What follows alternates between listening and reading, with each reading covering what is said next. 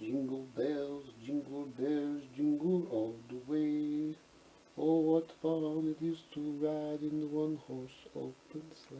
Oh, hello. I didn't see you there. Welcome back to Storytime with Dog.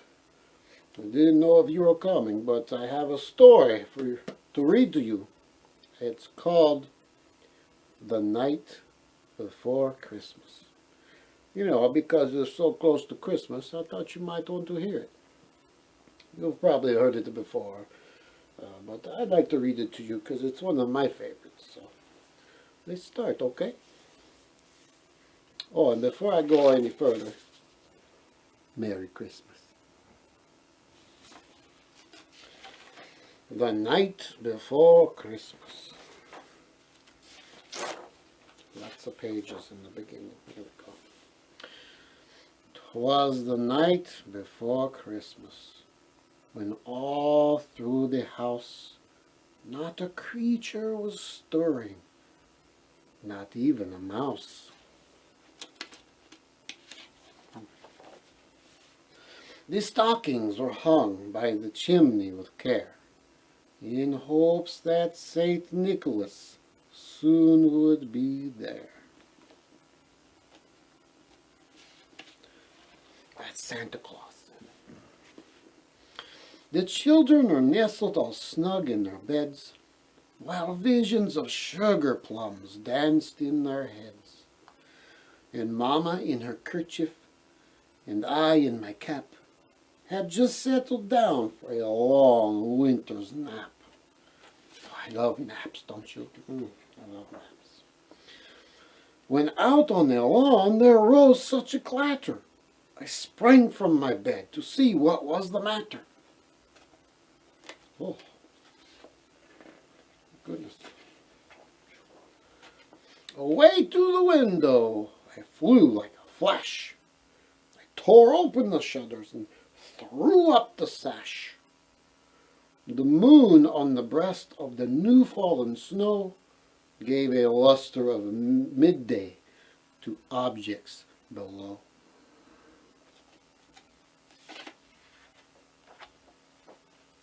When what to my wondering eyes should appear but a miniature sleigh and 8 tiny reindeer.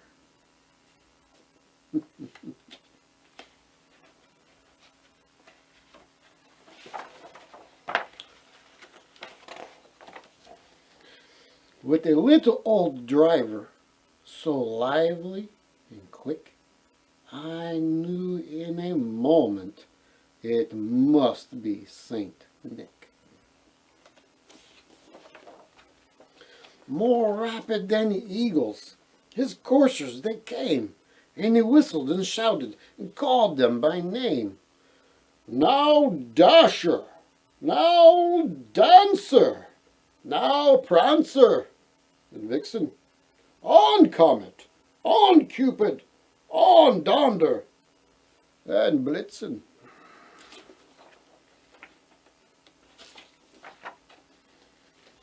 To the top of the porch, to the top of the wall. Now dash away, dash away, dash away all.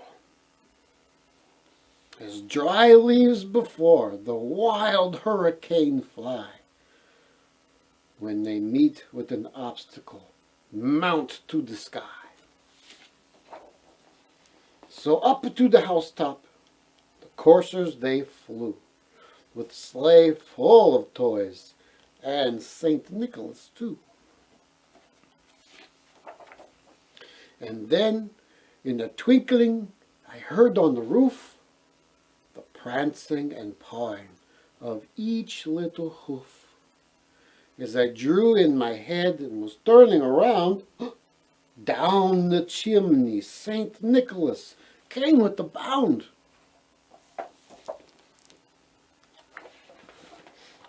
He was dressed all in fur, from his head to his foot, and his clothes were all tarnished with ashes and soot. It was very dirty. A bundle of toys he had flung on his back, and he looked like a peddler just opening his pack. His eyes, how they twinkled. His dimples, how merry. His cheeks were like roses, and his nose like a cherry.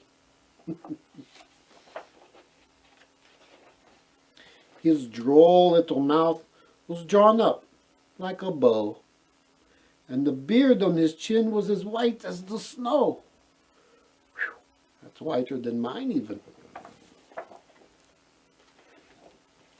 The stump of a pipe he held tight in his teeth, and the smoke it encircled his head like a wreath.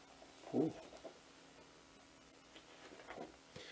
He had a broad face and a little round belly that shook when he laughed like a bowl full of jelly. Ho, ho, ho, ho. That's what it sounded like. He was chubby and plump, a right jolly old elf, and I laughed when I saw him, in spite of myself. A wink of his eye and a twist of his head soon gave me note I had nothing to dread.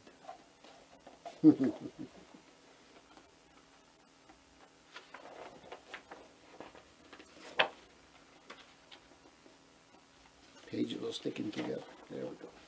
He spoke not a word, but went straight to his work, and filled all the stockings, then turned with a jerk, and laying his finger aside of his nose, and giving a nod, up the chimney he rose. Ooh, magic.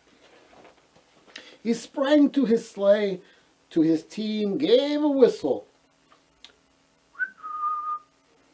and away they all flew, like the down of a thistle. But I heard him exclaim, as he drove out of sight, "Merry Christmas to all, and to all a good night." What a wonderful little story. I hope you enjoyed it. Maybe I'll read another one later. But for right now, I've got to get things ready for Christmas. So, put this back up here. All that. I'll see you later. Bye-bye. I'm dreaming of a white Christmas, just like the ones I used to know, where the treetops glisten and children listen to hear sleigh bells in the snow. Oh, I'm dreaming of a white Christmas, with every Christmas card I write. May your days be merry and bright, and may all your Christmases be white.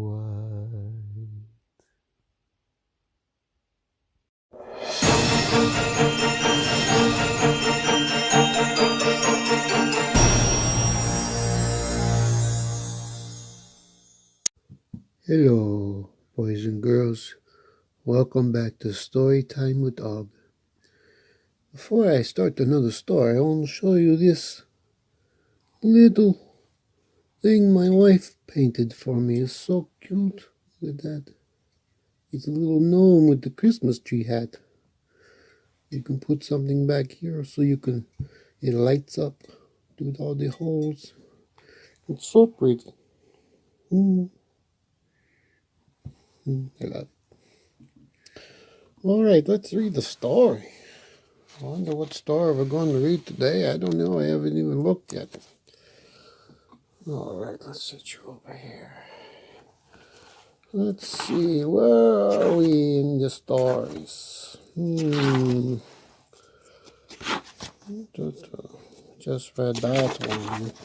So, here we are. A Christmas miracle. Oh, who doesn't like a Christmas miracle? Christmas is a good time for miracles. All right, here we go. Rose rubbed the sleeve of her nightgown against the frosty glass and peered out into the night sky. The moon peeked over the mountain behind the little cabin. Rose searched the sky. She needed to find a shooting star. Christmas was only 3 days away, and she had to make a wish. Rose Mackenzie, stop your daydreaming, Mama said. She pulled the curtain shut and kissed the top of Rose's head. It's time for bed. Rose scrubbed her face and hands in the wash basin and ran a brush through her tangled hair. Her brothers, James and Henry, were settling down on their mattresses near the fire. Baby Bonnie was already fast asleep in her little bed, a drawer lined with soft blankets that rested on the chair beside her parents' bed. Rose leaned over to kiss the baby goodnight. Then she kissed Mama and Papa, blew out the lantern, and crawled into the little fold-up bed next to the window that she shared with her sister, Sarah. That's a nice log cabin there. It looks very cozy.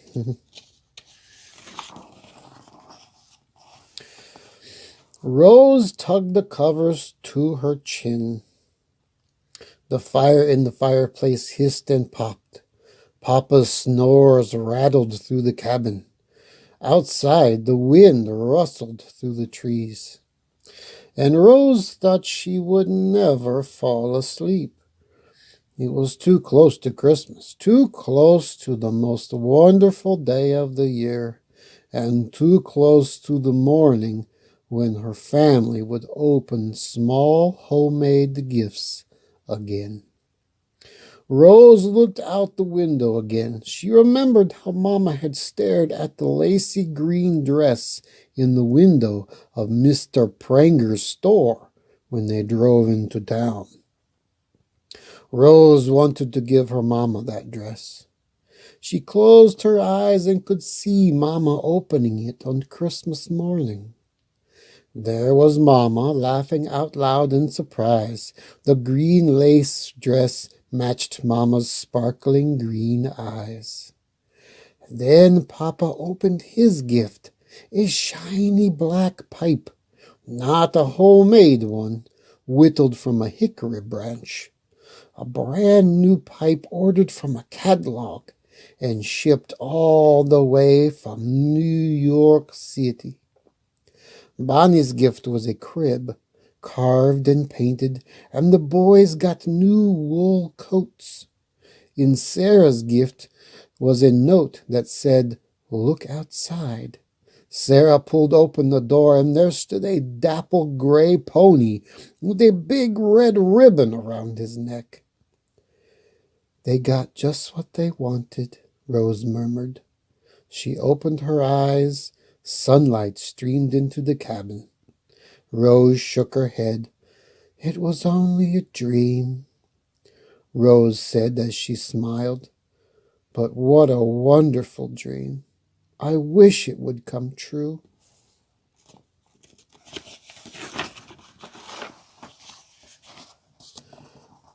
After breakfast, Rose helped her mother wash dishes. Mama, she said, if you could have anything for Christmas, anything at all, what would you wish for? Mama smiled and set the clean plates in the cupboard. I already have everything I could want. You, your brothers and sisters, and your father, all in good health. I know, but I mean something extra, Rose said as she squeezed out the dish towel. Something wrapped in a box that you could open on Christmas morning? What would it be? Well, it would be a mighty funny-looking box, said the mama. But if I could have something extra, I'd wish for a Christmas tree, tall and full, with so many decorations you could hardly see the branches, and a big plump turkey I could roast with dressing and potatoes. She leaned against the cupboard and smiled. And when it was done, we would sit down at the table next to our Christmas tree and eat the finest Christmas dinner any of us have ever tasted. She closed her eyes. I can almost taste it now. And a new dress? Asked Rose. Would you like a new dress? Yes, Mama nodded. A new dress. Then she shook her head. But there's no sense wishing for something you can't have. Papa chuckled. Looks like Rose isn't the only dreamer in the family. He reached for his rifle. I can't promise you a turkey, but maybe I can find a fat goose for our Christmas dinner. He pulled on his coat and headed toward the woods. Rose waited for Papa all morning while she swept the cabin, peeled potatoes, and mended her stockings. She kept peeking out the window to see if Papa would bring home a goose. Finally, just before noon, Papa tramped out of the woods carrying a gunny sack over his shoulder. Rose threw down her mending and burst out the door. Papa, you did it, she cried. We'll have roast goose for Christmas after all. Papa laughed. Not quite, Missy. He opened the sack. I didn't see any geese, but I did bring home a pheasant big enough to feed 7 hungry Mackenzies. Papa hung the pheasant under the eaves outside the cabin. Its russet and green feathers gleamed in the sunlight. I'll need to clean it, Papa said. He blew on his hands and rubbed them together. First, I need to go outside and warm up. Go inside and warm up. Is that your mama's potato soup I smell? Rose followed Papa inside and helped Mama ladle out 7 bowls of soup. While they ate, Rose tried to watch the pheasant. But every time she glanced out the window, Papa said, Eat your soup. After lunch, Rose ran to the window and shouted, Oh no, Papa, look! He's eating our Christmas dinner. Rose pointed at the bear that had wandered into the yard and pulled the pheasant down from the eaves. Papa flung open the door. The bear ran off into the woods. All that remained were a few russet feathers lying in the grass. Oh no, the bear came and ate their pheasant. It's terrible. The next day was Christmas Eve. After breakfast, Papa, Henry, and James pulled on their boots and coats and set out for the woods. Don't worry, Papa said. We'll have a fine Christmas dinner yet. Rose waited by the window. Sarah came and sat down beside her. The sun rose high in the sky. Finally, Papa and the boys hiked out of the woods. James carried the gunny sack over his shoulder. Rose and Sarah rushed to the door, and Rose flung it open. Did you get another pheasant? Rose asked. Is it as big as the first one? Asked Sarah. Not a pheasant, and not as big. James opened the sack and pulled out a small quail. Birds just aren't that plentiful this time of year. said Papa. "But we won't leave this one under the eaves." He laughed and said, "That pesky bear can catch his own Christmas dinner." Papa and the boys cleaned the quail right away and brought it into the house.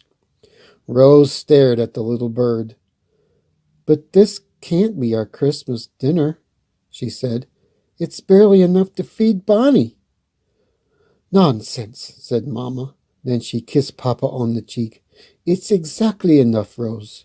You can help me peel potatoes, carrots, and onions for quail soup. And Sarah can help me bake loaves of bread. Then you can both take turns churning fresh butter. This will be the finest meal we've eaten in months." Mamma pulled her big soup kettle from the cupboard and put it on the stove. The quail soup simmered, and the bread dough baked into crusty brown loaves. Savory aromas filled the cabin. Rose and Sarah churned butter until they were sure their arms would fall off. Finally, as the sun sank over the mountaintop, Mamma said, "Help me set the table, Henry. Dinner's ready." Sarah and James scrambled to their chairs. Rose placed the bread in the center of the table, and Henry set out the bowls and spoons. Mamma carried the hot soup over from the stove, and Papa held Bonnie in his arms. All right there. Then they all bowed their heads to give thanks. Tip, tip, tip. Rose looked up. Someone was knocking at the cabin door. Mamma frowned at Papa and said, "Who would be visiting today, or visiting way out here at this time of night?" Papa opened the door. A stranger stood on the step. His eyelids sagged with weariness. The stranger's voice quivered. "Could you shelter a hungry traveler from the cold?" "Of course," Papa said. He opened the door for the stranger. "You're just in time for dinner.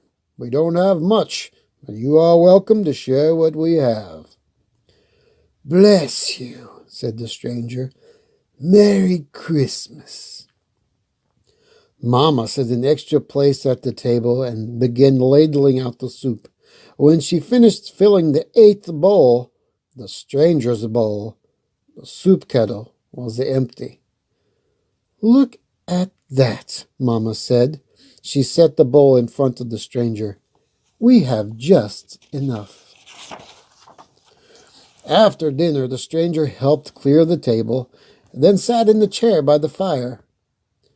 "Where did you come from?" Sarah asked him. The man chuckled. "I've traveled for so long, it's hard to say where I'm from. I've been to the Great Lakes and to New York City and to the White House. I've even met Abraham Lincoln himself." Henry's eyes grew wide. "Abraham Lincoln!" he exclaimed. The stranger nodded. "Twice. I plan to keep traveling and meeting good folks like yourselves. I want to see the ocean someday, and the Grand Canyon." "And the giant redwoods?" asked James. "And the giant redwoods," said the stranger. He pulled the harmonica from his pocket and began playing. Papa pushed the table aside and pulled Rose to the center of the floor. Sarah picked up Bonnie, Mamma grabbed the boys, and soon everyone was dancing. The stranger played, and Rose's family danced and danced. Finally, Mamma collapsed in a chair. "Oh, time for bed," she said. James and Henry piled the blankets on the floor by the fire for the stranger, and everyone crawled into bed. Before Rose closed her eyes, she took one more look out the window. A bright yellow star shot across the sky, leaving a sparkling trail behind it. "Oh," she cried. Rose stared at the shooting star. "Please let my family have a wonderful Christmas," she whispered, "and let Mama have a Christmas tree."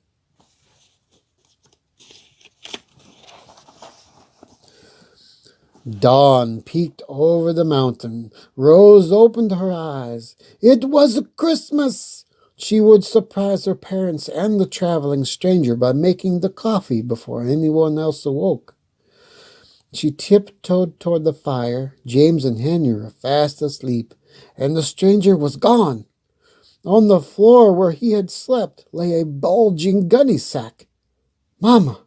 Papa!" Rose shouted. "Look!" Her parents rushed over. Sarah stumbled out of bed, and the boys sat up on their mattresses. They all stared at the sack. "It's filled with presents," Papa said. He pulled out a box and read the tag. "This one's for you, Sarah, and this one's for Mama." He passed out the gifts. Then he, Mama, Sarah, and the boys began pulling off wrapping paper. Mama lifted a green lace dress from her box. And Papa opened a shiny new pipe. James and Henry unwrapped new wool coats. Sarah unwrapped a toy horse, and Mama helped baby Bonnie unwrap the biggest gift of all, a crib, carved and painted, just like in Rose's dream. Rose watched in silence. She was happy for her family. Still, the sack was empty, and there was no gift for her.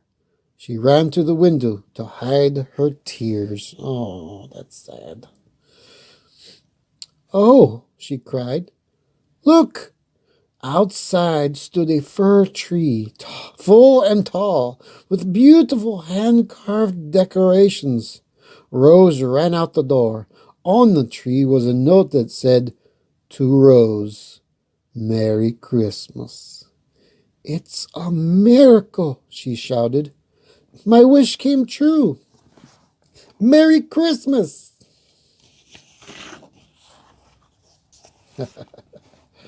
That's the next story. Oh, that was a wonderful story. You just never know. If you make a wish, it might come true. I know I've had lots of wishes during my life come true. Some were on the outside and some were on the inside. Some I've spoken out loud and some I've kept secrets, and they've always come true. Maybe it's magic. I don't know. Or maybe it's a Christmas miracle. Well, thank you for coming to Storytime with Dog, and I will see you next time. Bye-bye. Oh yeah, one more thing I almost forgot. If you could please subscribe to my channel. I'd really appreciate it. And if you like it, go ahead and hit that like button. I'd really appreciate that too. So I know that you liked my stories. Because I don't know if you like them or not, but I'll still read them. But I'd really love some feedback, so I know that you like them. And the more people subscribe, the more people can see them, and you know how it works. All right. Well, I'll see you later. Next time on Storytime with Dog. Bye-bye.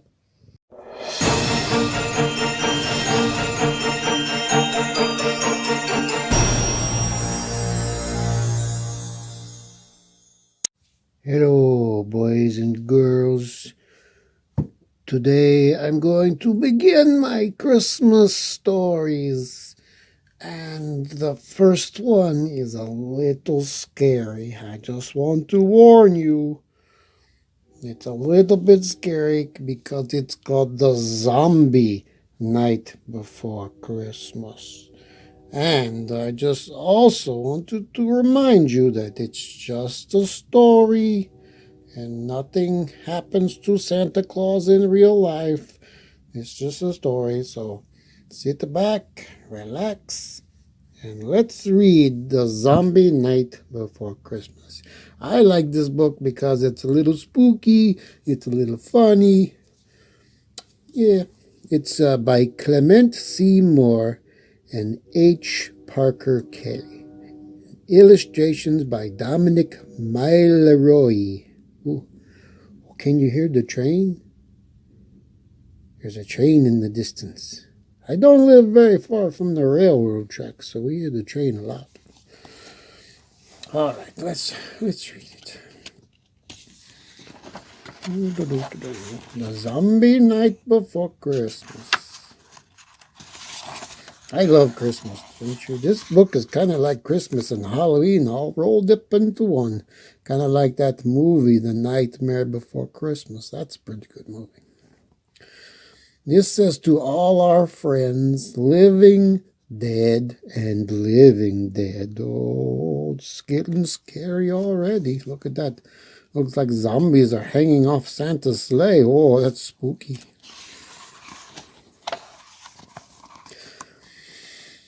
"'Twas the night before Christmas, when all through the house not a zombie was stirring, not even a mouse." Good, the little zombie mouse. Oh boy. I bet he still likes cheese. The stockings were hung by the chimney with care. Oh my goodness gracious me, excuse me. I had a little frog in my throat, not literally, because I don't eat frogs. Although I did hear once that they're tasty, but not me. I'm not going to eat a frog.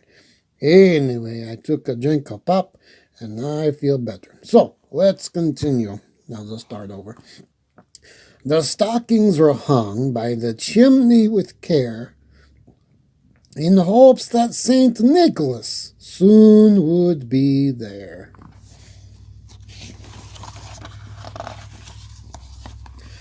The children were nestled all snug in their beds, while visions of body parts danced in their heads. Oh my goodness, the children are zombies too. And look, there's hands dancing on the bed. Oh my gosh. Oh my goodness, I hope you don't have nightmares after I read this book. If you do, I'm sorry. And Mama in her kerchief and I in my cap had just settled our brains for a long winter's nap. Excuse me.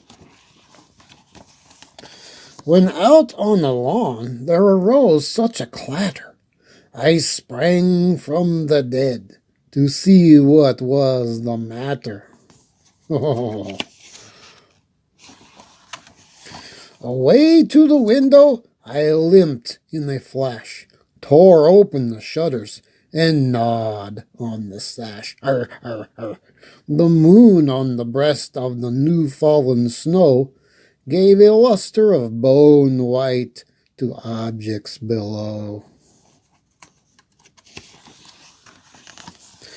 When what do my deadening eyes should appear but a miniature sleigh and 8 yummy reindeer.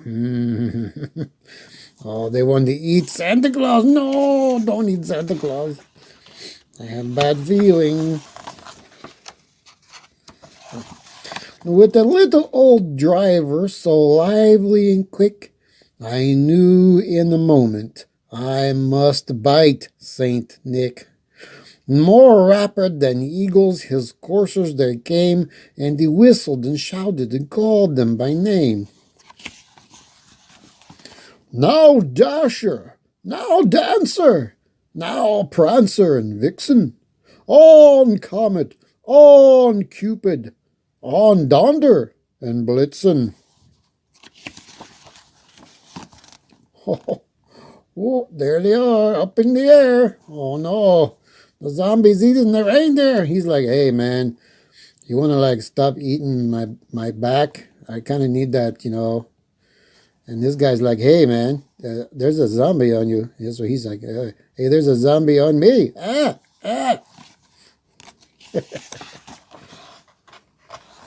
Zombies aren't real, just so you know.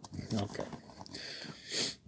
To the top of the porch, to the top of the wall. Now dash away, dash away, dash away all. As dry leaves that before the wild hurricane fly, when they meet with an obstacle, mount to the sky. So up to the housetop the coursers they flew, with the sleigh full of toys, and Saint Nicholas too. Yeah, scary. And then in a twinkling I heard on the roof the prancing and pawing of each little hoof. As I drew in my hand and was turning around, down the chimney Saint Nicholas came with a bound. He was dressed all in fur, from his head to his foot, and his clothes were all tarnished with ashes and soot. A bundle of toys he had flung on his back, and he looked like a peddler, unprepared for attack. Oh no, Santa Claus! The zombie's gonna get you. He's right there. He's right on the corner. I think Santa Claus knows, though. He's like, hey, something's weird going on. I don't know. It's kind of blurry. There we go. Let me move this. Maybe I can move it back a little bit so you can see it better. It's a little better.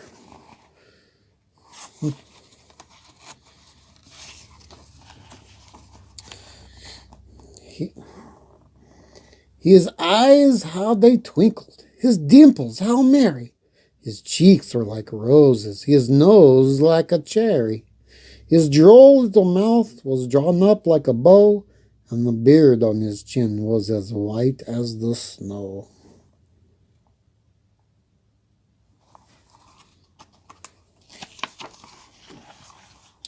The stump of his head I held tight in my teeth. Oh no. And the blood, it encircled his head like a wreath. He had the broad face and a little round belly that bled when he laughed like a bowl of red jelly. Oh no, the zombie got Santa Claus, no. Don't worry, it's just a book, it's not real.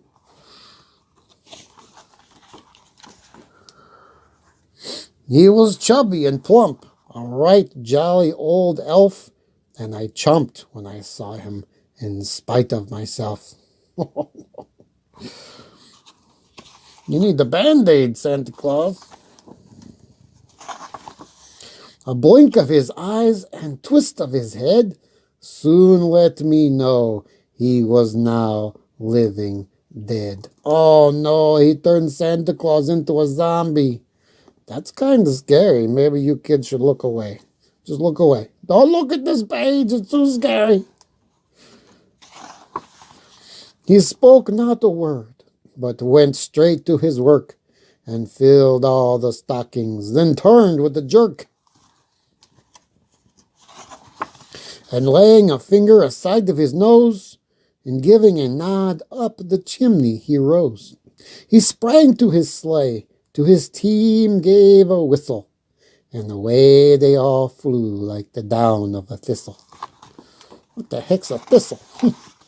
But I heard them exclaim, as he drove out of sight, "Zombie Christmas to all, and to all a good night."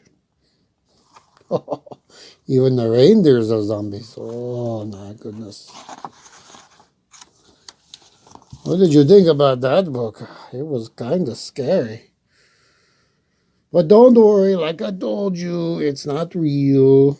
It's just a book. So, there's stories that are true, and then there's stories that are not true. The true stories are called non-fiction, and the not true stories are called fiction. And this is a fictional book. So don't worry, Santa Claus is fine. Somebody just wanted to have fun and make him into a zombie, that's all. So don't worry, don't be scared. It's just a fun book. Okay? You're not worried, you're not scared? Good. All right.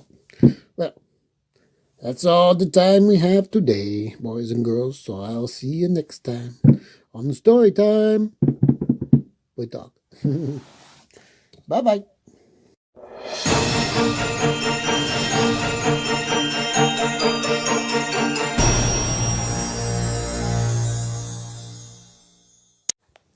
Hello! Welcome back to Storytime with Dog. Isn't this cool? Are you dizzy yet? Because I am. Oh, let's slow down. Oh my goodness. I'm so dizzy. Oh, I really am. Well, thank you for coming back to Storytime with Dog.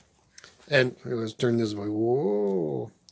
Before we get started with another Christmas story, I want to show you something that a very dear friend of mine gave me as a present. And I was so happy to get, and I was so surprised too, because it just came in the mail one day, and I was like, what is this? And it was, oh, let me show you.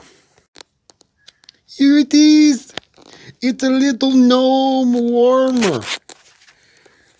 You can get it on Scentsy, and I'll leave the link in the description if you want to buy it. But it's so cool. You put the warmer stuff. I have a strawberry one in there right now. And it heats up a little bit and melts it. And it makes your whole room smell so good. But I love it because it kind of looks like me a little bit.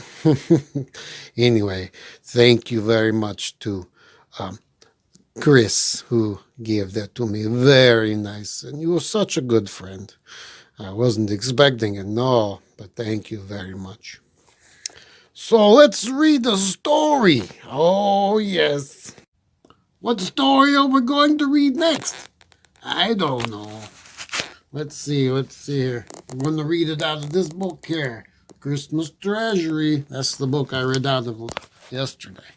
So there's actually some songs and stuff in there too, so I may be singing a little bit. I hope you don't mind. I'm not a terrible singer, but I'm no Frank Sinatra. You know what I mean? All right, let's read the story. Okay, before I read the story, I want to sing a Christmas song to you called Oh Christmas Tree. And you can sing along too if you want to. Oh Christmas tree, how lovely are your branches, so green and bright in summertime, as well as winter's snowy clime. Oh Christmas tree, how lovely are your branches. Oh Christmas tree,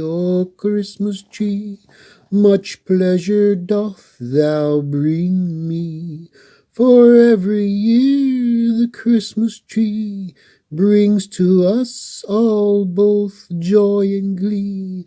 Oh Christmas tree, much pleasure doth thou bring me. Oh Christmas tree, thy candles shine out brightly. Each bough doth hold its tiny light, that makes each toy to sparkle bright. O Christmas tree, thy candles shine out brightly. Oh, what did you think about that? That was nice. Okay, this story is called Christmas in England, written by Sarah Toast and illustrated by Robert Y. Larson. It is cold, wet, and foggy in England at Christmas time. Anyone watching from England, do you agree with this? I don't know, I've never been there. Families welcome the warmth and cheer of a Yule log blazing on the hearth. They decorate their homes with holly, ivy, and other evergreens and hanging mistletoe, kissing bow. I guess that's what it's called. Throughout the holidays, carolers go from house to house at twilight, ringing handbells and singing Christmas songs. Oh, kind of like I just did. The holly and the ivy and Hark the Herald Angels Sing are English favorites. People give the carolers treats such as little pies filled with nuts and dried fruits. The day before Christmas is very busy for families in England. They wrap presents, bake cookies, and hang stockings over the fireplace. Then everyone gathers around the tree as someone tells the favorite story, A Christmas Carol. Hey, I just read that yesterday. You should check out that video too. After hearing their favorite Christmas story, children write a letter to Father Christmas with their wishes. They toss their letter into the fire so their wishes can go up the chimney. Now that's kind of odd.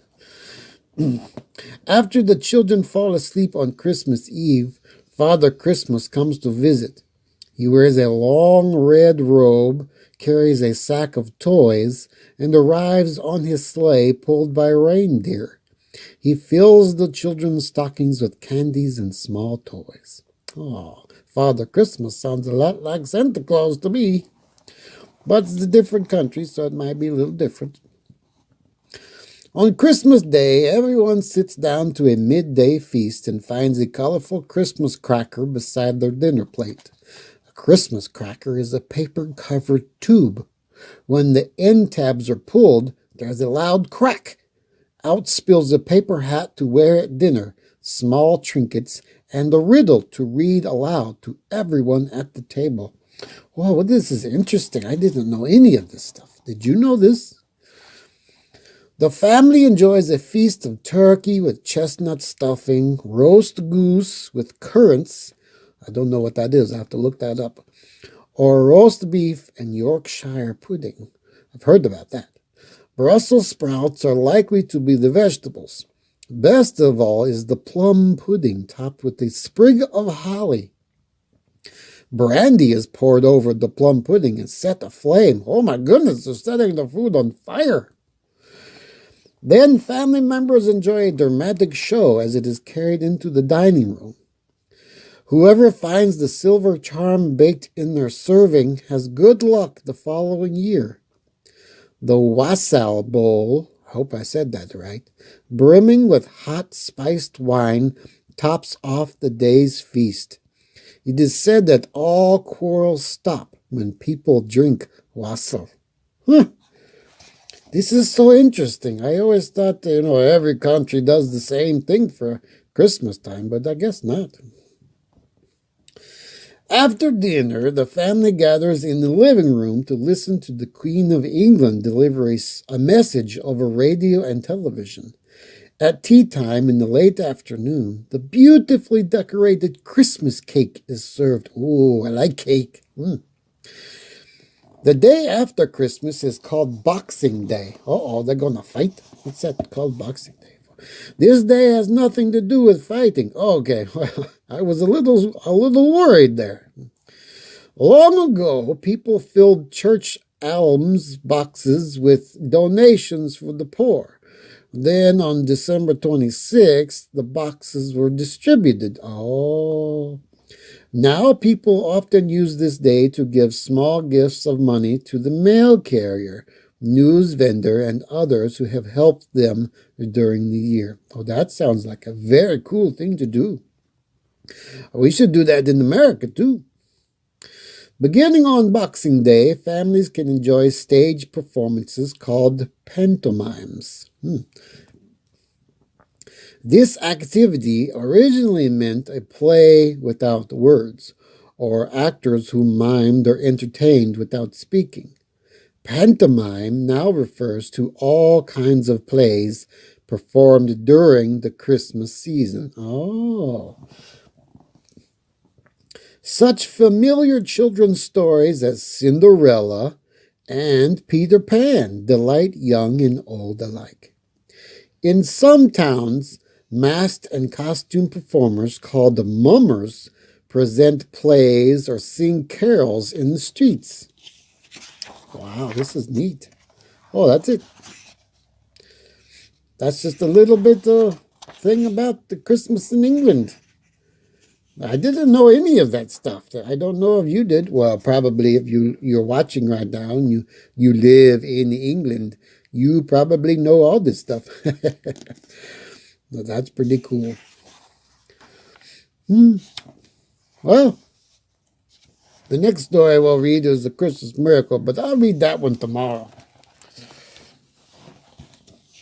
I wonder if there's any more music in here. I bet there is. I bet there's lots of music. Oh, there's music right there. Oh, okay. Well, I'll read the Christmas Miracle tomorrow because I've got to go eat some dinner because I am hungry. Whew. Okay, but before I go, I want to show you one thing. Look at that. My wife made that for me. She says it's a little snowman ball, but a snowball with a hat. But I think it looks like a gnome. Put a little beard on it, it looks like a gnome. I like it. She's always making me cute little things like this. Hello. Hello. So cute. All right. Well, I hope you all have a wonderful Thanksgiving tomorrow, as I am going to eat pizza. Yes, that's right, pizza, because pizza is good all the time. You can have it on Thanksgiving, or you can have it on Christmas, or you can have it on Tuesdays. It doesn't matter. So, let's go the other way. Whoa! That's fun. But I'm getting dizzy again. Oh, my goodness. Oh, okay, I gotta go. Oh, you all have a good day tomorrow. And I'll see you tomorrow, probably, on Storytime with Dog. And I'll read you another story. So, bye-bye.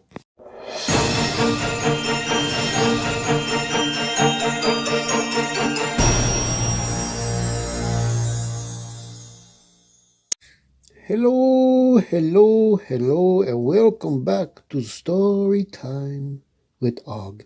That's me. I'm Og. And we're going to start the Christmas Treasury. All kinds of good Christmas stories in here, and lots of Christmas songs. So guess what? You get to hear me sing. Oh, it's wonderful. Probably not. All right. What's the first story in this big book of Christmas? Oh, here it says, Christmas comes but once a year, and when it comes, it brings good cheer. Oh, that's sweet. Oh, the first story is A Christmas Carol. I bet you've heard this one a lot. Adapted by Lisa Harkrader and illustrated by Lydia Halverson. All right, let's begin. A Christmas Carol. Oh, I got the sniffles. Ebenezer Scrooge hunched over his account books.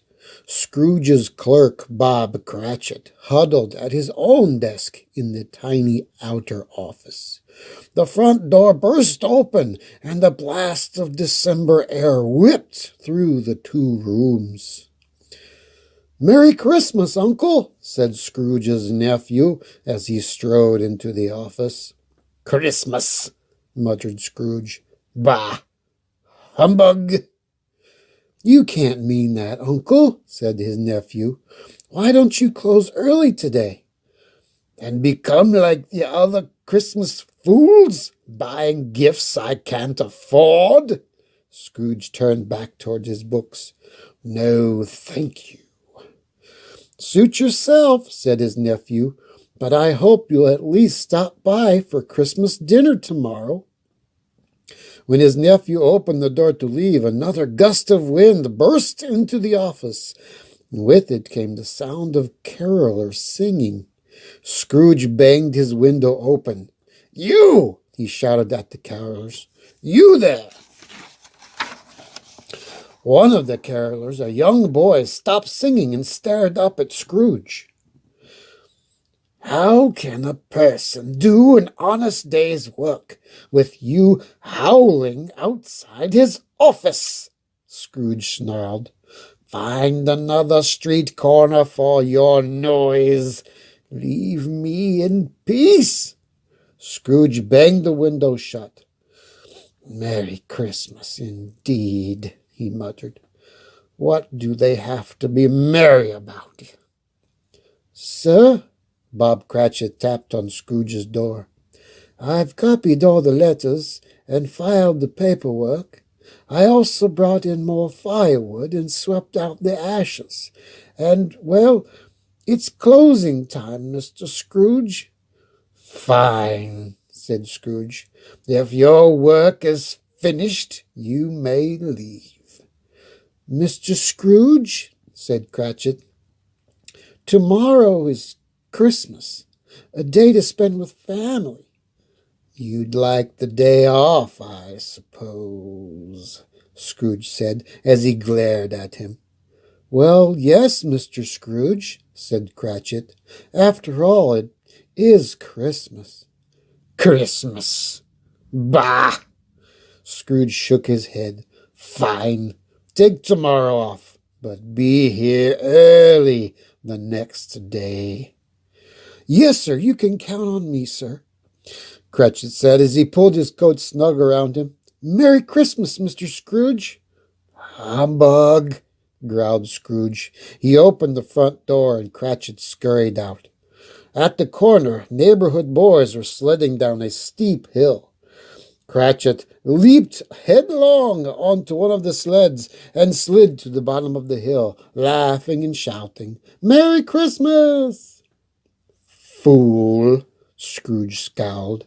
He settled back into his chair and finished tallying his accounts. Darkness fell, and Scrooge closed the last account book. He stood and stretched, his back stiff from the cold and the long hours hunched over his work.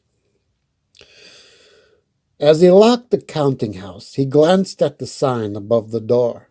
It read, "The Firm of Scrooge and Marley." "Jacob Marley," said Scrooge, "a man who knew the value of a day's work. Too bad he's gone." Scrooge trudged home, climbed the steps to his bedroom, and huddled in a chair beside the fire to eat his evening gruel. Clank! "What the devil?" Scrooge sat still and listened. He heard nothing. "I must have been dreaming." He settled back into his chair. Clank, clank. Scrooge sat up straight. "That was no dream," he muttered. "No, it wasn't a dream, Ebenezer." A voice echoed through Scrooge's bedroom. A man, pale and ghostly, drifted into the room. Scrooge stared at him. "Marley? Jacob Marley? But you're dead?" The ghost nodded. "And paying for my sins?" "Sins?" The ghost nodded. "And paying for my sins." Oh, I read that 2 times. "But you are a good man, Jacob. A fine businessman." "Business? Ha!" Marley's ghost shivered. "Business is meaningless. I never learned the value of love and charity while I was alive. Now I wander the earth, unable to find peace. The same fate awaits you, Ebenezer, unless you change your ways. 3 spirits will visit. The first will arrive when the clock strikes 1. The ghost tipped his hat and vanished. Scrooge pulled the covers over his head. Oh, this is scary. Bong! The clock struck 1. Ebenezer? Ebenezer Scrooge? Scrooge peeked out from beneath his sheets. A woman, pale and shimmering, stood beside his bed. In her hand she held a sprig of holly. "Who are you?" whispered Scrooge. "I am the ghost of Christmas past," said the ghost, as she motioned to the door. Scrooge crept from his bed and followed the ghost. The room began to dissolve, and soon he was staring into the window of another room, small and dark. "This house," said Scrooge. "It seems familiar.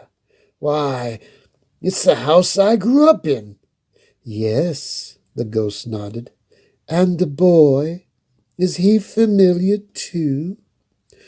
Scrooge peered through the window. A small boy sat alone in the corner, reading a book. Scrooge's eyes grew wide. "It's me, as a child. But why is he sitting by himself?" Scrooge stared at the boy. "It's Christmas Day, isn't it?" The ghost nodded, then asked, "And where are your parents?" Scrooge frowned. "Working, I suppose. They worked hard when I was young to give me the things I needed." "And did they?" asked the ghost. She motioned towards the boy. "Did they give you what was needed?" Scrooge studied the boy. He looked well fed and well dressed, but his eyes were sad and scared. He reminded Scrooge of the caroler from the night before, when he remembered how he had yelled and frightened the boy. "We have many places to visit," said the ghost, "and very little time. Come."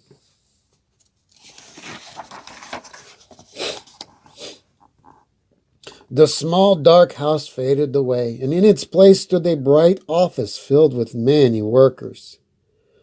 "I know this office," said Scrooge. "I worked here. I was apprenticed to Mr. Fezziwig. Look, there he is."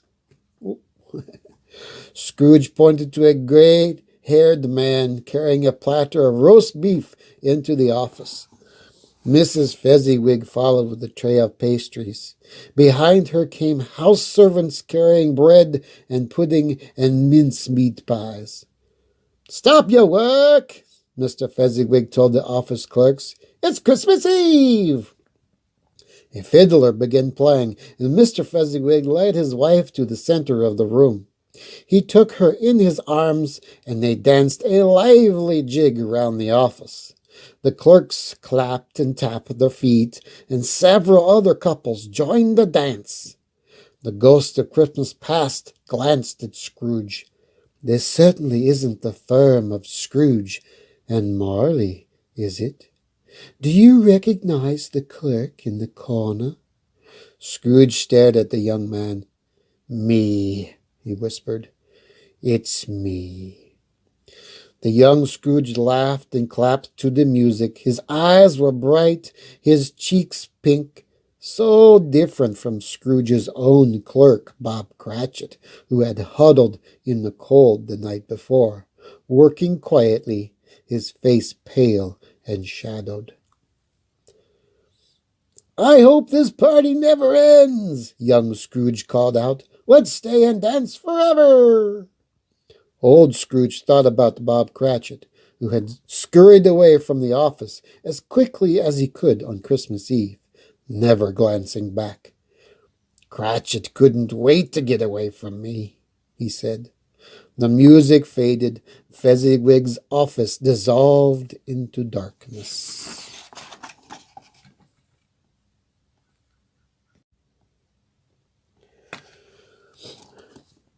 "We have one more stop," said the ghost. "Our time is running out." The ghost waved her arms, and Scrooge saw his younger self again, sitting in the garden beside a lovely young woman. The woman's eyes filled with tears as she said, "I can't marry you, Ebenezer. There's something you love more than me." "Nonsense," said the young Ebenezer. I love no other woman." "That's true." The woman dabbed her eyes with her handkerchief. "You love money. You love it more than anything, and I won't settle for a second best." The woman ran from the garden. Old Scrooge and the ghost followed her. When she stopped, Scrooge could see that she was a few years older. She was in the parlor that had been brightly decorated for Christmas. Children laughed and played at her feet. A little girl threw her arms around the woman and gave her a kiss. "Help me tie my bonnet, Mamma," said the girl. Scrooge blinked. "Her children?" The ghost nodded. "They could have been yours." The door opened and a man entered, his arms piled high with gifts. "Papa!" the children shouted. They ran to him, hugging his legs. The man laughed and passed out the gifts. Then he pulled his wife into his arms and leaned down to kiss her. "Stop!" Scrooge clapped his hands over his face. "Take me home. I can't bear it." He collapsed to the floor. Scrooge sounds like he's having a bad day. Bong, bong. The clock struck 2. Scrooge blinked. He was back in his own bed. "Thank goodness," he said as he sank back into his pillow. "It was just a dream." "No, Ebenezer, it wasn't a dream." A large man, glowing and transparent, stared down at Scrooge. "I am the ghost of Christmas present. I have much to show you. Grab onto my robe." He clapped his filmy hands. "Hurry! We cannot be late." Scrooge touched the hem of the spirit's robe. The bedroom vanished, and Scrooge found himself in a busy, snowy street. The dark of night had disappeared, and now the morning sun peeked over holly-draped storefronts. Men and women bustled along the sidewalks, while children laughed and skipped at their sides. "Everyone looks so happy," grumbled Scrooge. "Of course they do," said the ghost. "It's Christmas." Scrooge shook his head. "You mean they all woke up happy simply because the calendar said December 25th? The ghost smiled. "Yes, today they can forget their labors and their troubles and simply enjoy their families, the fine food on their tables, and the blessings in their lives. When was the last time you stopped and enjoyed the moment, Ebenezer? Try it now. Close your eyes." Scrooge frowned and closed his eyes. The aroma of freshly baked bread mingled in the crisp morning air. Horses clip-clopped over the cobblestone street. An icy snowflake prickled his tongue, and he realized his mouth had been stretched open into a wide smile. The ghost led Scrooge down the street and into a tiny house. Beside a small Christmas tree, a man was playing with his children. 3 boys wearing patched trousers and 2 girls whose dresses were faded and frayed. The man looked up. He was Scrooge's clerk, Bob Cratchit. "Cratchit!" Scrooge frowned at the threadbare furnishings. "This is where he lives?" The ghost nodded. "It's all he can afford. His employer is a bit of a miser. And here's Mrs. Cratchit." A woman carried a small turkey into the dining room on a platter. She had adorned her dress with bright red ribbons, but her dress was mended and worn. She smiled as she carried the platter to the table. The older children giggled and scrambled to the table. "Their clothes are rags," said Scrooge, "and their turkey is nothing but bones." He shook his head. "But they're laughing." Bob Cratchit lifted the youngest boy from the chair in the corner and carried him to the table. The boy was pale and thin and carried a crutch.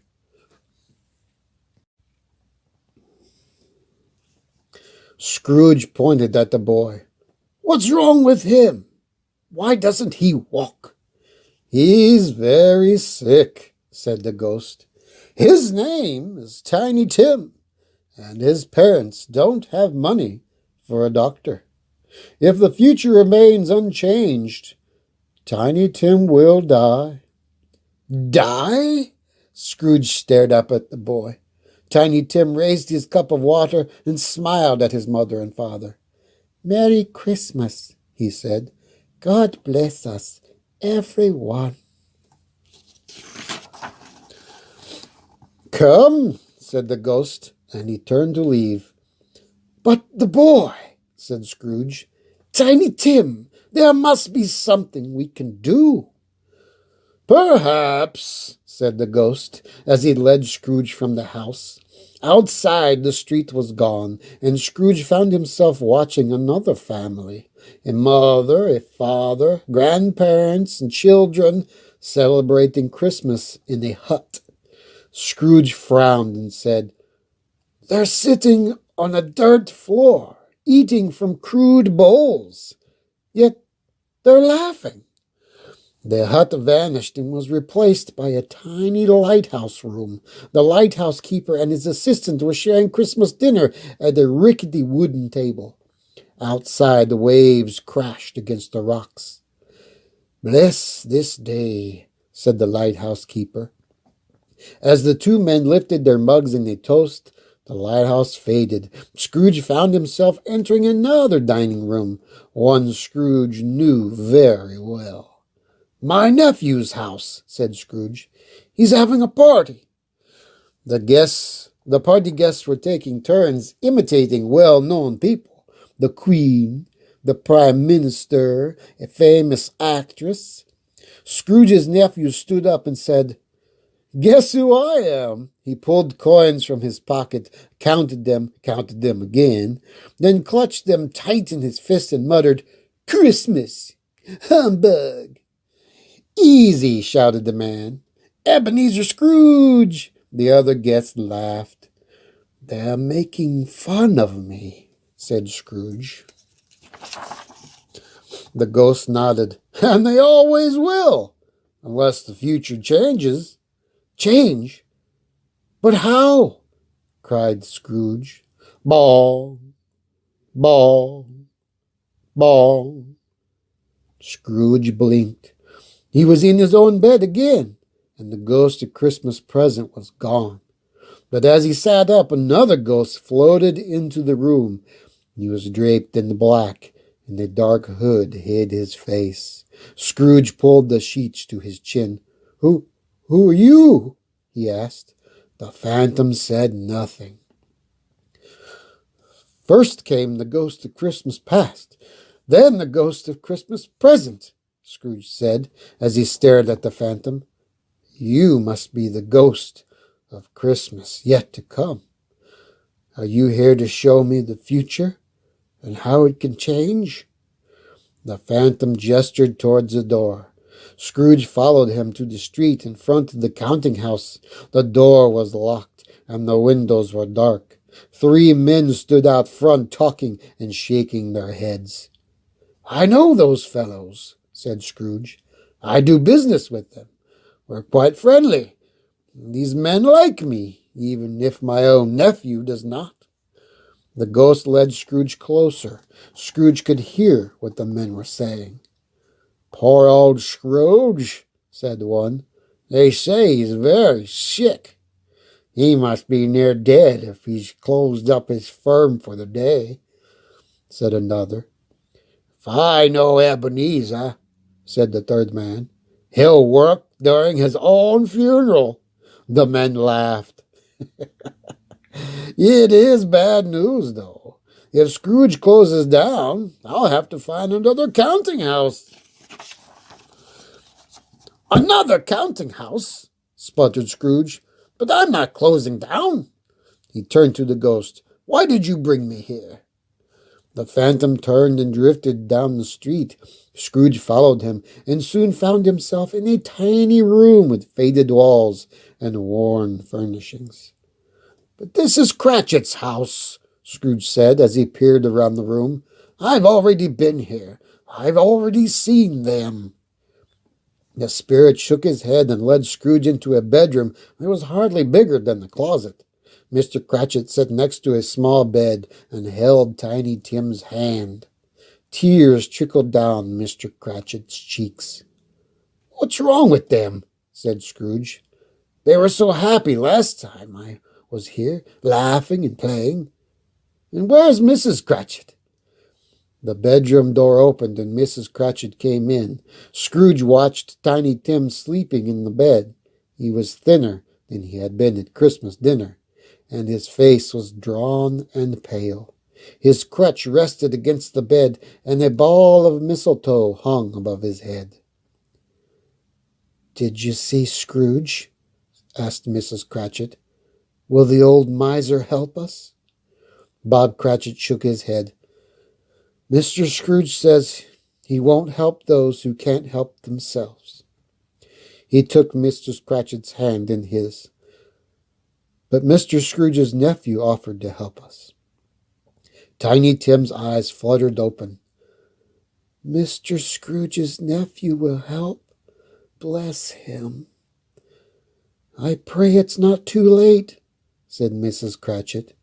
"We can't go on without Tiny Tim." "Without Tiny Tim?" Scrooge turned toward the ghost. "But that can't be. He's not dying, is he?" The ghost nodded and turned towards the door. He motioned for Scrooge to follow. "No," cried Scrooge. "We can't leave. We must help him." The ghost drifted from the room. The Cratchit's house faded and Scrooge found himself outside. Clouds filled the sky, and an icy wind whipped through the trees.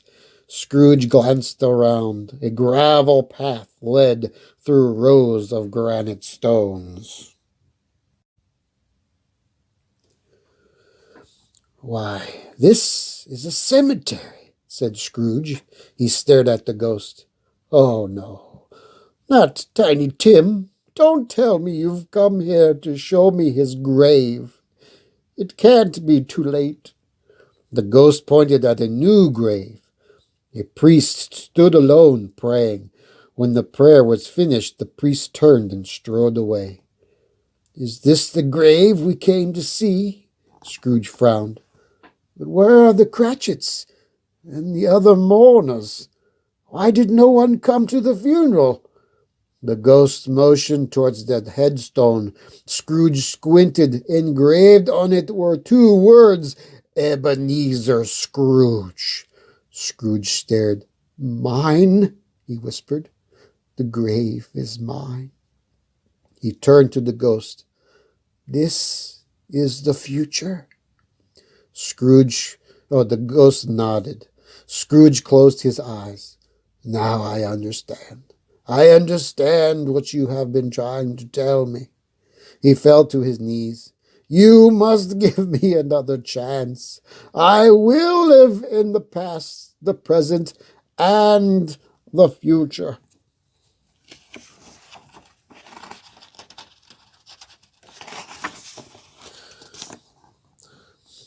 "I will live in the past, the present, and the future. I will live in the past, the present, and the future," Scrooge cried again and again. He opened his eyes. He was in his own room again. The spirit was gone. "Oh, thank you." Scrooge scrambled from his bed. "I've been given another chance, and I will live in the past, present, and future." Scrooge flung open his window. The aroma of freshly baked bread drifted on the crisp morning air and into his room. Horses clip-clopped over the cobblestone street. "You! You there!" he shouted to a boy on the street. "What day is this?" The boy gave Scrooge a puzzled look. It's Christmas, sir. Christmas morning. Good! I haven't missed it. Here, lad. Scrooge rummaged in his dresser drawer and pulled out a bag of money. He tossed a handful of coins to the boy and said, "There's a big juicy turkey in the butcher shop window at the end of the street. Buy it and deliver it to Bob Cratchit's house." The boy held up the coins. "But, sir, you've given me too much. This is twice what the turkey will cost." "Keep the rest for your trouble. Now, hurry now, the Cratchits are hungry." The boy grinned. "Yes, sir." He scurried away down the street. "Oh, young fellow," Scrooge called after him. The boy turned. "Yes, sir." "Have a Merry Christmas," said Scrooge. "Thank you, sir," said the boy. "And a Merry Christmas to you, too." Scrooge, dressed in his finest clothes, planted his top hat snugly on his head and set off down the busy, snowy street towards his nephew's house. Everything looked very familiar to Scrooge. "It's just like before," he said, "when the ghost of Christmas present showed me the street on Christmas morning." He tipped his hat to the group of carolers and waved to the coachman who drove past. A family hurried down the street toward the church, and Scrooge stopped to pat their young son on the head. "Here, young fellow," Scrooge said. He reached into his pocket, pulled out a penny, and handed it to the boy.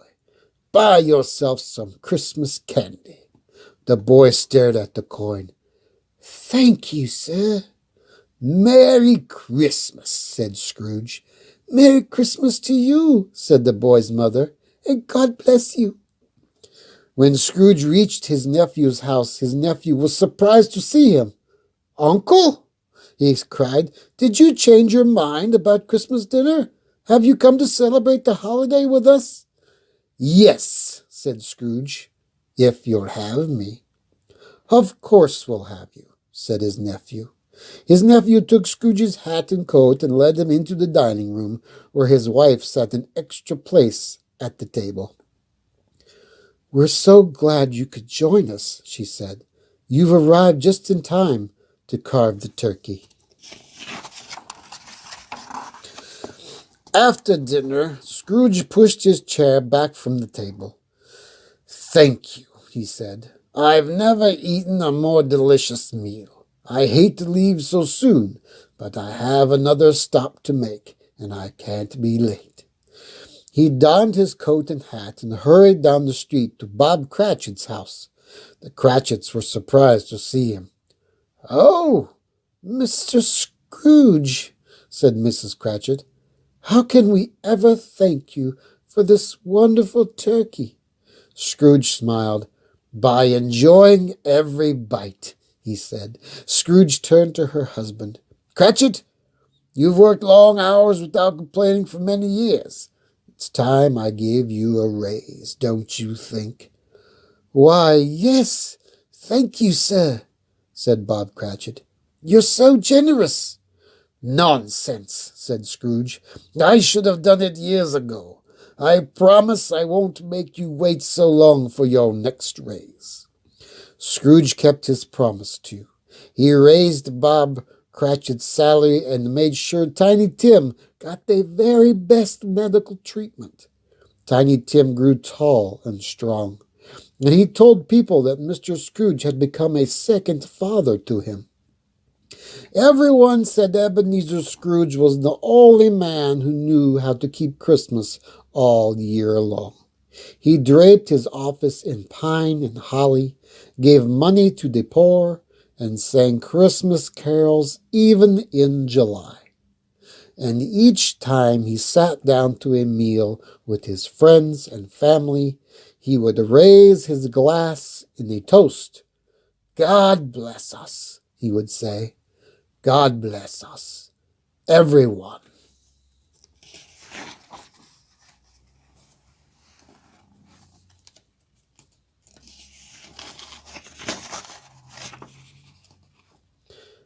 I am the Christmas spirit. I cause the age to renew their youth and to laugh in the old glad way. I keep romance alive in the heart of childhood and brighten sleep with dreams of woven magic. I cause eager feet to climb dark stairways with filled baskets, leaving behind hearts amazed at the goodness of the world. E.C. Bard.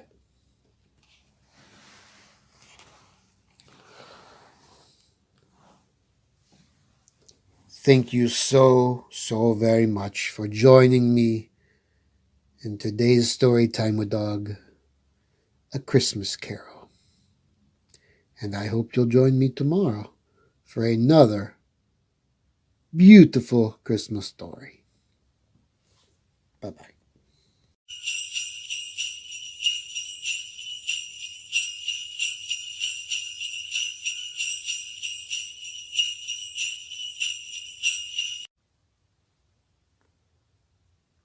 Oh, the weather outside is frightful, but the fire is so delightful. And since we've no place to go, let it snow, let it snow, let it snow. It doesn't show signs of stopping, and I've brought some corn for popping. The lights are turned way down low. Let it snow, let it snow, let it snow. When we finally kiss goodnight, how I'll hate going out in the storm. But if you really hold me tight, all the way home I'll be warm. The fire is slowly dying, and my dear, we're still goodbying. But as long as you love me so, let it snow, let it snow, let it snow. On the first day of Christmas, my true love sent to me a partridge in a pear tree. On the second day of Christmas, my true love sent to me 2 turtle doves and a partridge in a pear tree. On the third day of Christmas, my true love sent to me 3 French hens, 2 turtle doves, and a partridge in a pear tree. On the fourth day of Christmas, my true love sent to me 4 calling birds, 3 French hens, 2 turtle doves, and a partridge in a pear tree. On the fifth day of Christmas, my true love sent to me 5 golden rings, 4 calling birds, 3 French hens, 2 turtle doves, and a partridge in a pear tree. On the sixth day of Christmas, my true love sent to me 6 geese a-laying, 5 golden rings, 4 calling birds, 3 French hens, 2 turtle doves, and a partridge in a pear tree. On the seventh day of Christmas, my true love sent to me 7 swans a-swimming, 6 geese a-laying, 5 golden rings, 4 calling birds, 3 French hens, 2 turtle doves, and a partridge in a pear tree. On the 8th day of Christmas, my true love sent to me 8 maids a-milking, 7 swans a-swimming, 6 geese a-laying, 5 golden rings, 4 calling birds, 3 French hens, 2 turtle doves, and a partridge in a pear tree. On the 9th day of Christmas, my true love sent to me 9 ladies dancing, 8 maids a-milking, 7 swans a-swimming, 6 geese a-laying, 5 golden rings, 4 calling birds, 3 French hens, 2 turtle doves, and a partridge in a pear tree.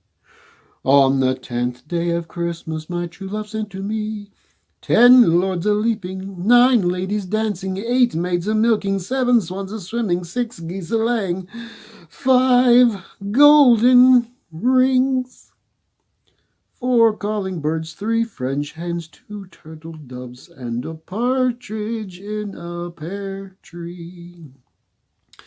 On the 11th day of Christmas, my true love sent to me 11 pipers piping, 10 lords a-leaping, 9 ladies dancing, 8 maids a-milking, 7 swans a-swimming, 6 geese a-laying, 5 golden rings, 4 calling birds, 3 French hens, 2 turtle doves, and a partridge in a pear tree. On the 12th day of Christmas, my true love sent to me 12 drummers drumming, 11 pipers piping, 10 lords a-leaping, 9 ladies dancing, 8 maids a-milking, 7 swans a-swimming, 6 geese a-laying, 5 golden rings, 4 calling birds, 3 French hens, 2 turtle doves, and a partridge in a pear tree. I'm dreaming of a white Christmas, just like the ones I used to know, where the treetops glisten and children listen to hear sleigh bells in the snow. I'm dreaming of a white Christmas, with every Christmas card I write. May your days be merry and bright, and may all your Christmases be white.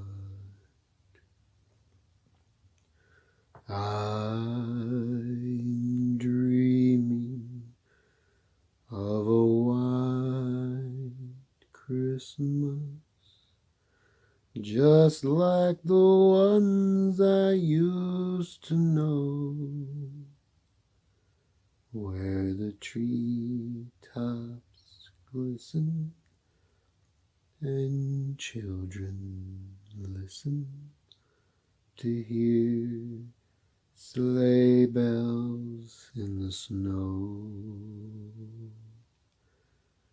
I'm dreaming of a white Christmas, with every Christmas card I write. May your days be merry and bright, and may all your Christmases be white.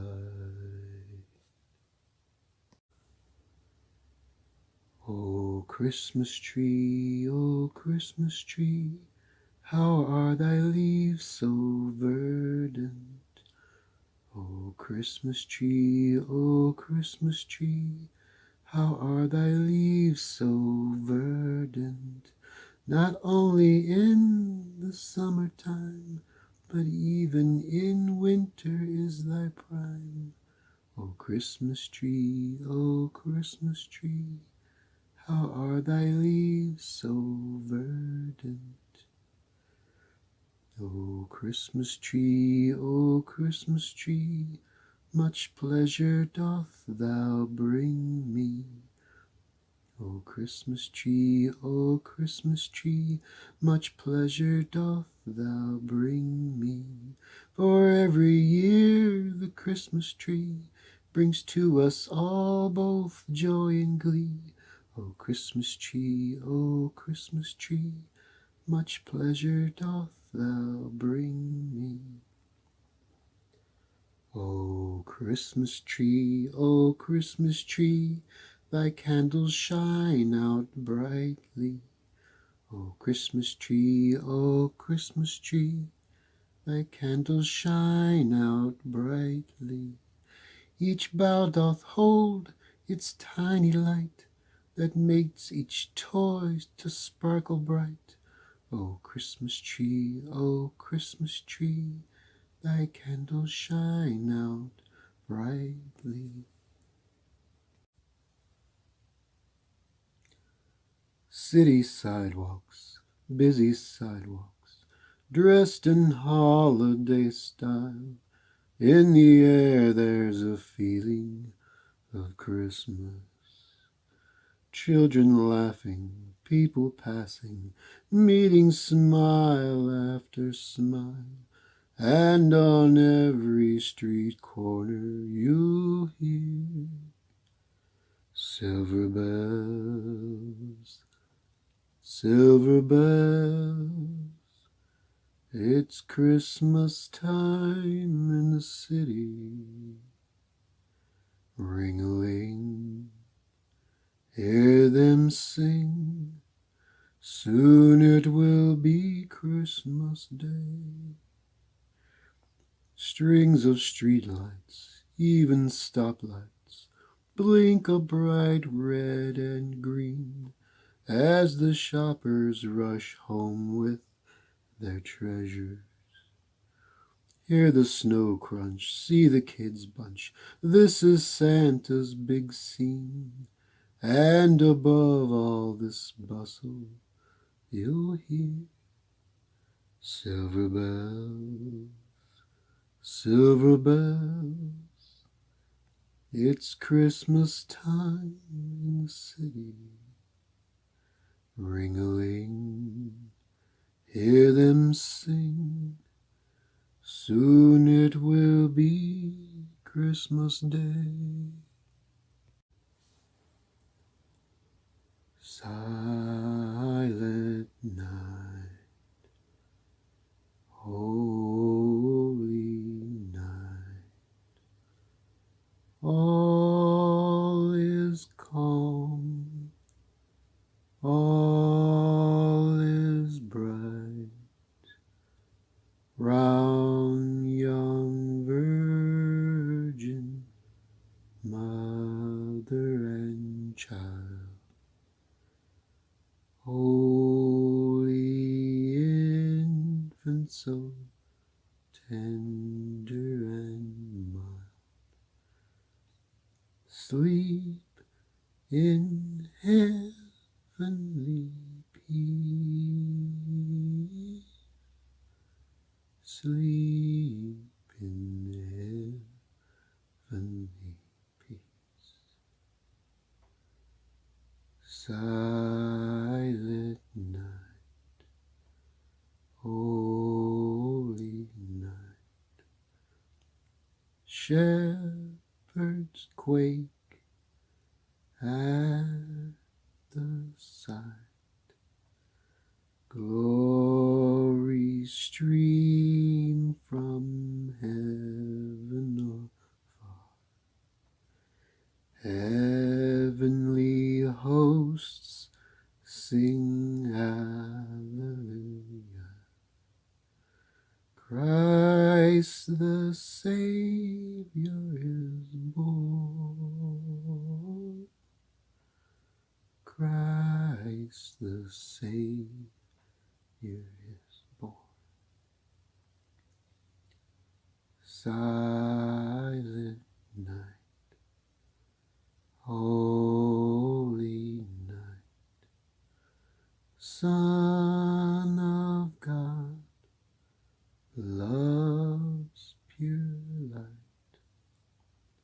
radiant beams from thy holy face, with dawn of redeeming grace. Jesus, Lord, at thy birth, Jesus, Lord, at thy birth. You know Dasher and Dancer and Prancer and Vixen, Comet and Cupid and Donder and Blitzen. But do you recall the most famous reindeer of all?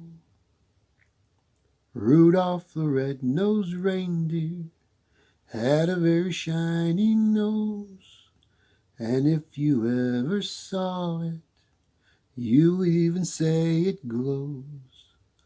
All of the other reindeer used to laugh and call him names. They never let poor Rudolph play in any reindeer games.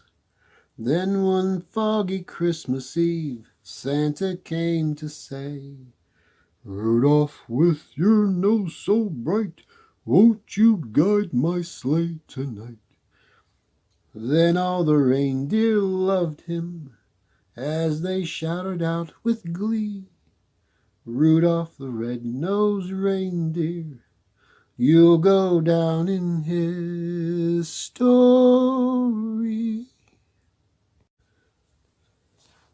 It's the most wonderful time of the year, with the kids jingle belling and everyone telling you be of good cheer.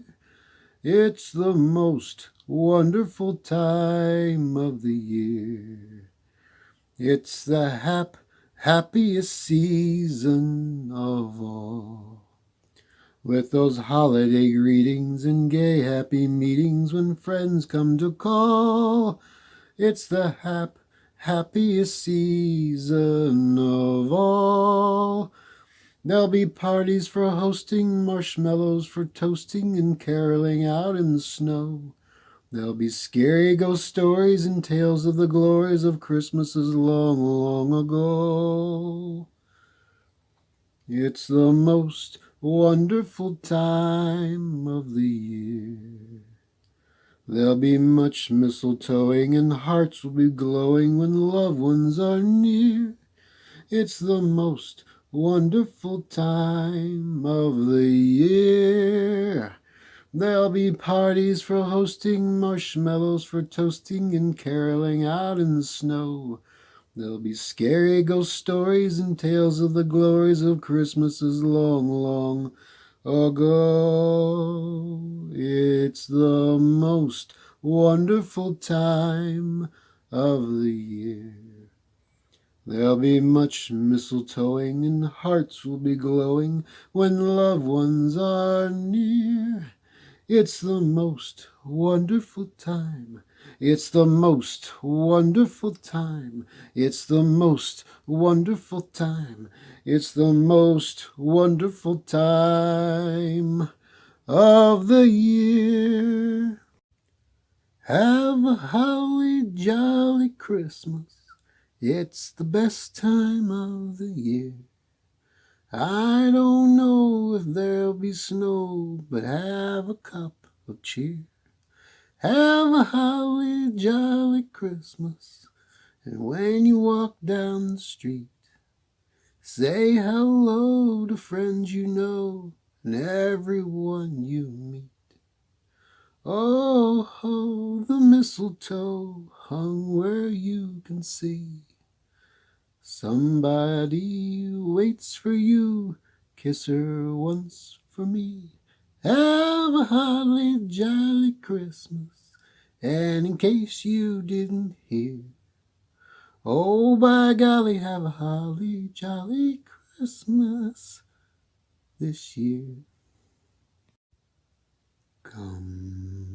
They told me, pa-ra-pa-pum-pum, a newborn king to see, pa-ra-pa-pum-pum. Our finest gifts we bring, pa-ra-pa-pum-pum, to lay before the king, pa-ra-pa-pum-pum, ra-pa-pum-pum, ra-pa-pum-pum. So, to honor him, pa-ra-pa-pum-pum, when we come, little baby, pa-ra-pa-pum-pum, I am a poor boy too, pa-ra-pa-pum-pum. I have no gift to bring, pa-ra-pa-pum-pum, that's fit to give our king, pa-ra-pa-pum-pum, ra-pa-pum-pum, ra-pa-pum-pum. Shall I play for you, pa-ra-pa-pum-pum, on my drum? Mary nodded, pa-ra-pa-pum-pum. The ox and lamb kept time, pa-ra-pa-pum-pum. I played my drum for him, pa-ra-pa-pum-pum. I played my best for him, pa-ra-pa-pum-pum, ra-pa-pum-pum, ra-pa-pum-pum. Then he smiled at me, pa-ra-pa-pum-pum, me and my drum. It's beginning to look a lot like Christmas everywhere you go. Take a look in the 5 and 10, glistening once again, with candy canes and silver lanes aglow. It's beginning to look a lot like Christmas. Toys in every store, but the prettiest sight to see is the holly that will be on your own front door. A pair of hop-along boots and a pistol as shoes is the wish of Barney and Ben. Dolls that will talk and will go for a walk is the hope of Janice and Jen. And Mom and Dad can hardly wait for school to start again. Oh, it's beginning to look a lot like Christmas everywhere you go. There's a tree in the Grand Hotel, one in the park as well, the sturdy kind that doesn't mind the snow. It's beginning to look a lot like Christmas. Soon the bells will start, and the thing that will make them ring is the carol that you sing right within your heart. Here comes Santa Claus, here comes Santa Claus, right down Santa Claus Lane. Vixen and Blitzen and all his reindeer pulling on the reins. Bells are ringing, children singing, all is merry and bright. Hang your stockings and say your prayers, 'cause Santa Claus comes tonight. Here comes Santa Claus, here comes Santa Claus, right down Santa Claus Lane. He's got a bag that's filled with toys for boys and girls again. Hear those sleigh bells jingle, jangle, oh, what a beautiful sight. So jump in bed and cover your head, 'cause Santa Claus comes tonight. Here comes Santa Claus, here comes Santa Claus, right down Santa Claus Lane. He doesn't care if you're rich or poor, he loves you just the same. Santa Claus knows we're all God's children, that makes everything right. So fill your hearts with Christmas cheer, 'cause Santa Claus comes tonight.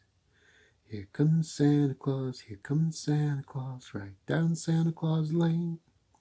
He'll come around with the chimes ring out that it's Christmas morn again. Peace on earth will come to all if we just follow the light. So let's give thanks to the Lord above that Santa Claus comes tonight. Have yourself a merry little Christmas. Let your heart be light. From now on our troubles will be out of sight. Have yourself a merry little Christmas. Make the Yuletide gay. From now on your troubles will be miles away. Here we are as in olden days, happy golden days of yore. Faithful friends who are dear to us, to gather near to us once more. Through the years we all will be together, if the fates allow.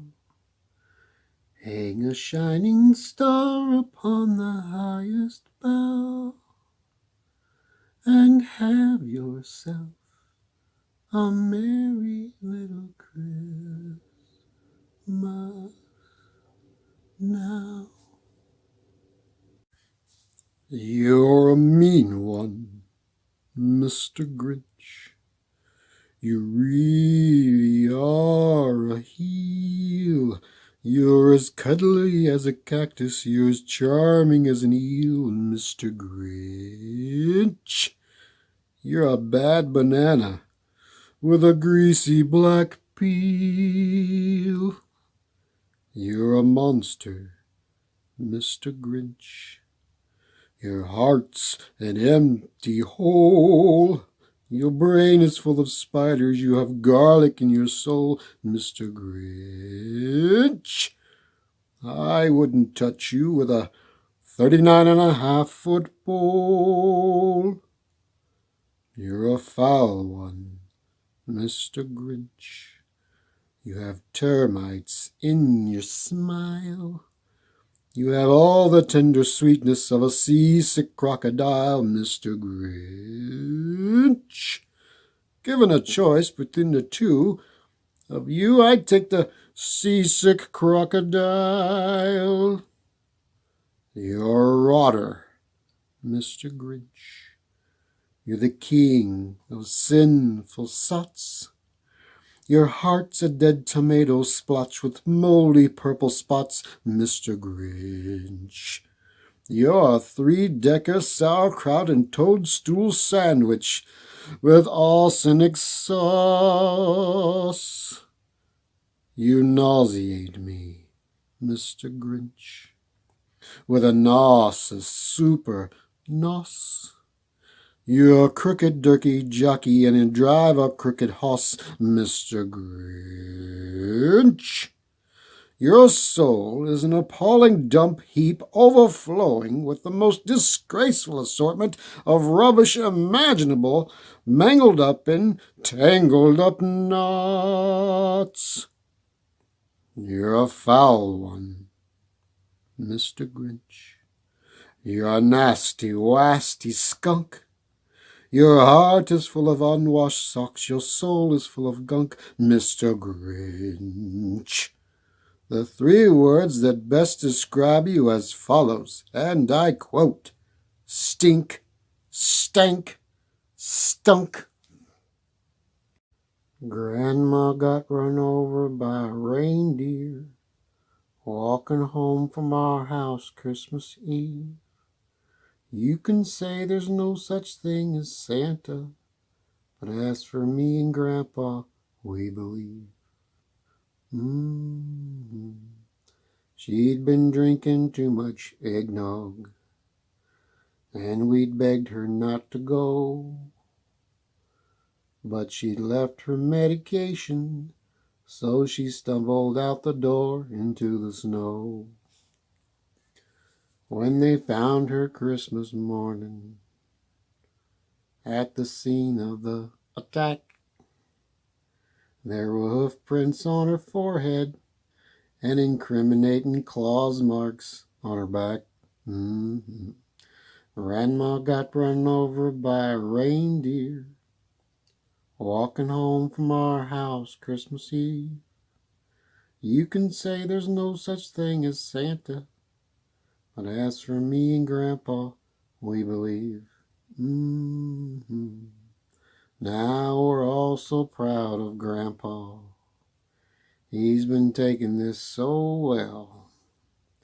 See him in there watching football, drinking beer and playing cards with Cousin Belle. It's not Christmas without Grandma.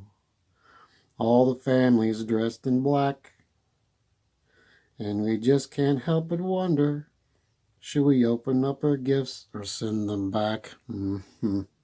Grandma got run over by a reindeer walking home from our house Christmas Eve. You can say there's no such thing as Santa, but as for me and Grandpa, we believe. Now the goose is on the table, and the pudding made of pig, and a blue and silver candle that would just have matched the hair in Grandma's wig. I've warned all my friends and neighbors, better watch out for yourselves. They should never give a license to a man who drives a sleigh and plays with elves. Grandma got run over by a reindeer walking home from our house Christmas Eve. You can say there's no such thing as Santa, but as for me and Grandpa, we believe. Deck the halls with boughs of holly. La la la la la la la la. 'Tis the season to be jolly.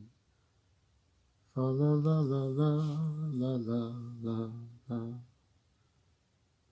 Don we now our gay apparel. Fa la la la la la la la.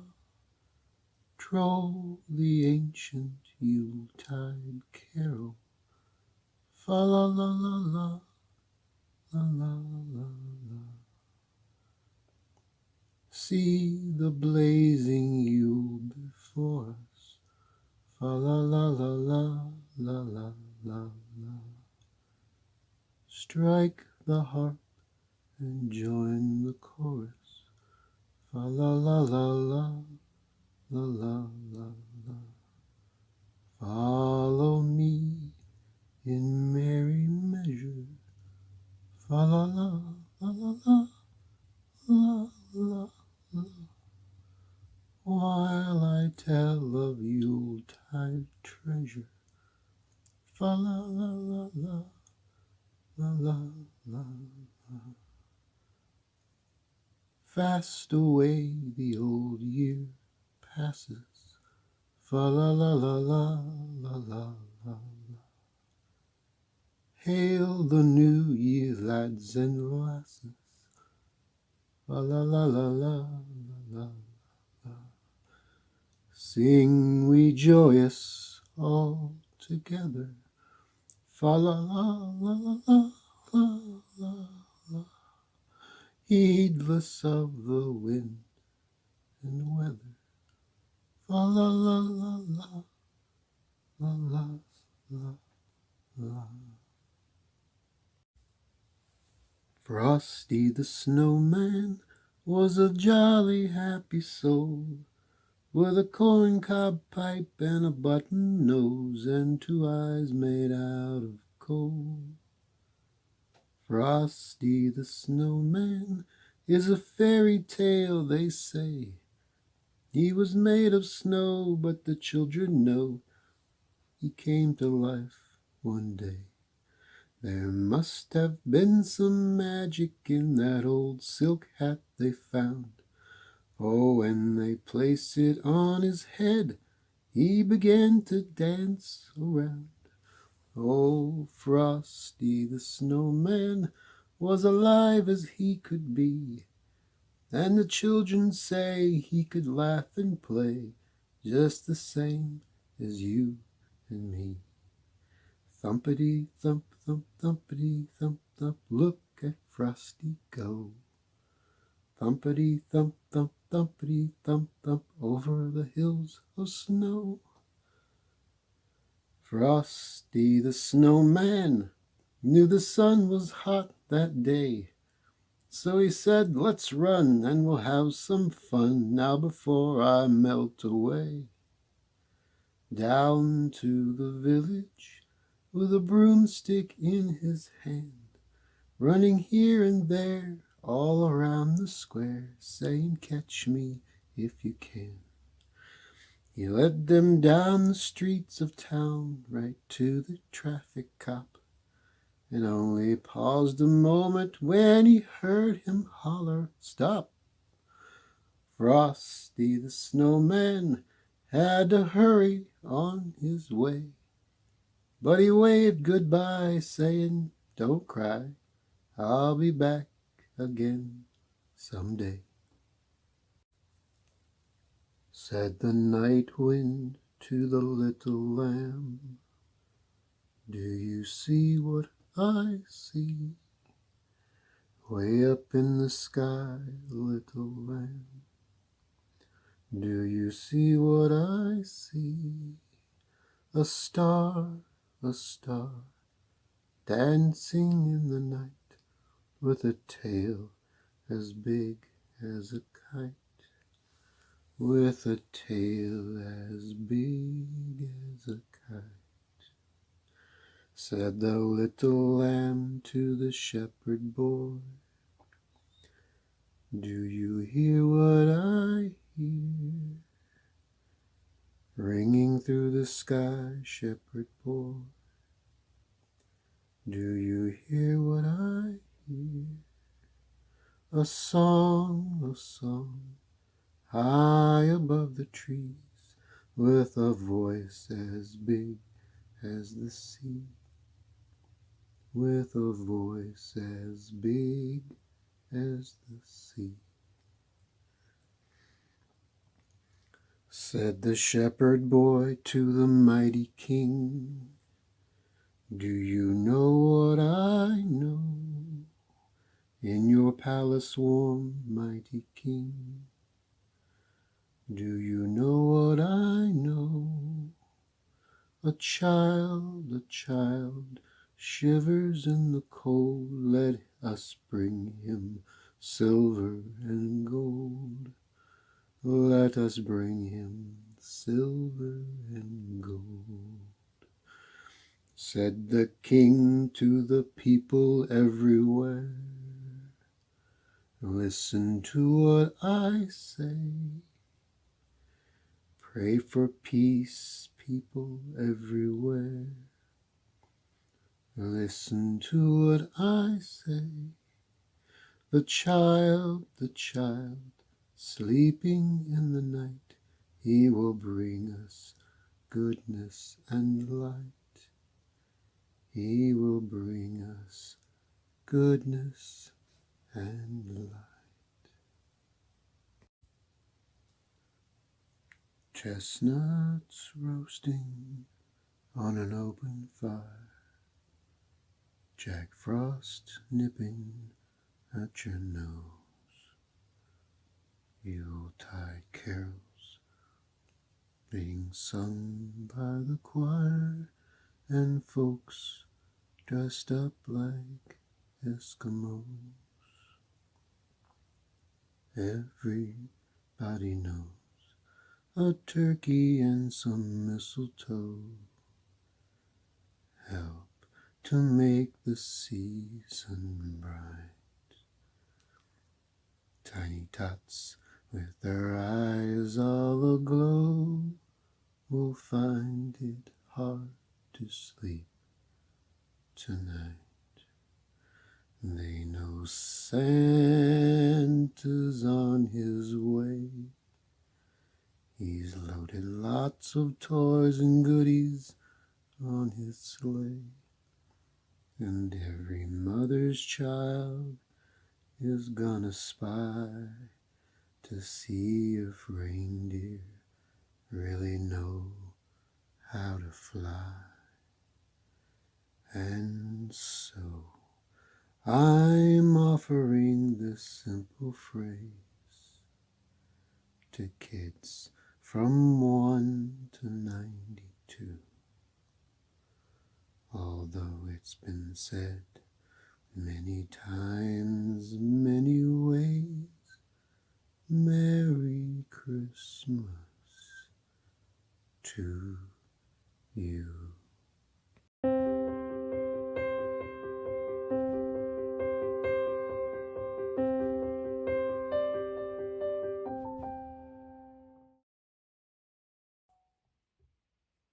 Hello everybody, welcome back to Storytime with Dog. Hey, have you ever heard of How the Grinch Stole Christmas? I bet you probably have, it's pretty popular. But did you ever hear of Dr. Seuss's How the Grinch Lost Christmas? Oh, yeah, I know. It's a sequel to How the Grinch Stole Christmas. And I thought, if you've never heard of it before, we could read it together. How does that sound? All right, let's do that. Dr. Seuss's How the Grinch Lost Christmas. A sequel to How the Grinch Stole Christmas.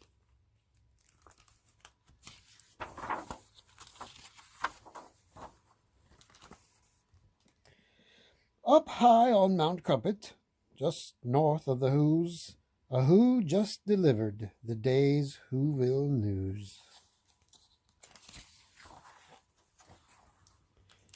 The cave on Mount Crumpet was home to the Grinch, who sprung from his cave just enough plus 1 inch to stare down at Whoville from high up above it. Tomorrow was Christmas, and speaking there of it, my heart, grinned the Grinch, has grown to quite love it. The Grinch had been patiently waiting all year to celebrate Christmas and bring the Who's cheer, and to show every Who he was different now. I've changed, thought the Grinch, and I'll prove it. But how?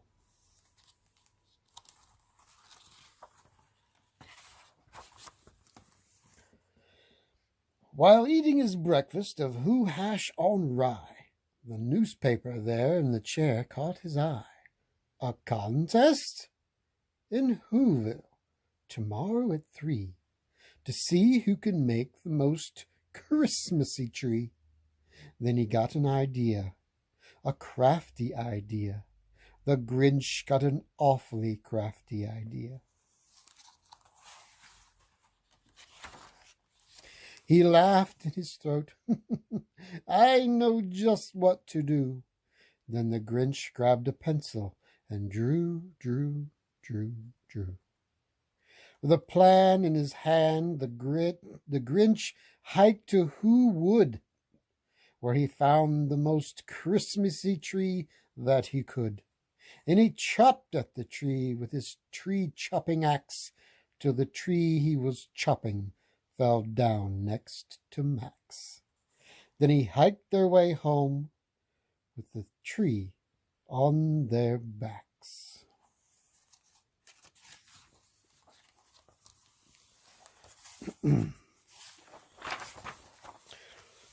Our cellar has all of the things we will use to start decorating our tree for the Who's. Grab ribbons, he shouted. Grab bunches of bows. Grab plenty of these and a big pile of those. Bring everything reddish and everything greenish and every last colorful thing in betweenish.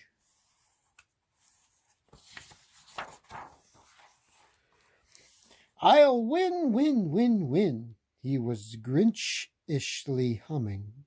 Then all of a sudden he heard someone coming. Now who could that be? The Grinch said with a sneer. He turned around fast, and then who should appear? Right there in the hallway stood Cindy Lou Who, the sweetest of all of the Whos that he knew. "Hello," she exclaimed. "I have something to ask." "I do hope it isn't a bothersome task." "I've come here to ask a small favor, you see, and if you have time and could make one for me." The Grinch interrupted her tiny request. "My dear," he replied, "it would really be best to ask me tomorrow, on Christmas, you see.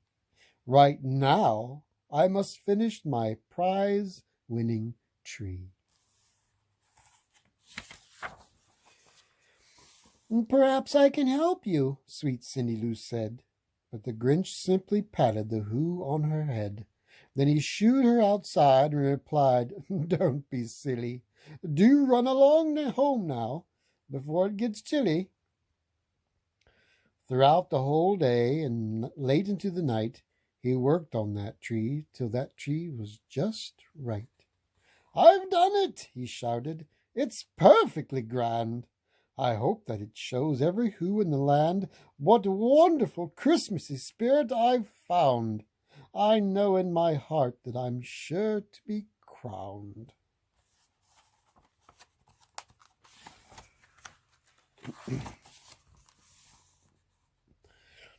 At 1/4 past dawn, with the sun rising fast, the Whos were awake. It was Christmas at last. The bells around Whoville were ringing and dinging. The Whos down in Whoville were merrily singing. The Grinch ran outside and cried, "Christmas is here!" at the sound of that ringing and sing-along cheer. And when the time came for the Grinch to depart, he loaded the sleigh and took off like a dart, sledding down, down, down, down to the Whoville town square.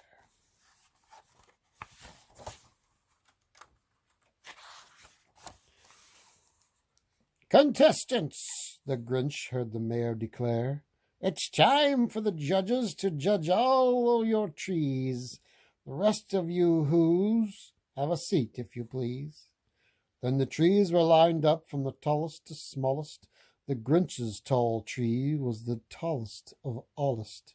And down at the end, to the far, far, far right, was Cindy Lou's Whos, with its much smaller height.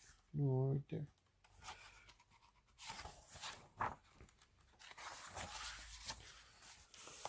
When the mayor announced who had taken 3rd place, the Grinch felt his Christmas-filled heart start to race. "And now," the mayor said, "without further ado, the lucky contestant who placed number 2 lives high on Mount Crumpet. We're thrilled that he's here. The Grinch wins the 2nd place trophy this year." The Grinch felt a shock as his heart turned ice cold. He felt it start shrinking, and so it is told that there in the square all the Whos who were near it are certain they saw it, and sure they could hear it.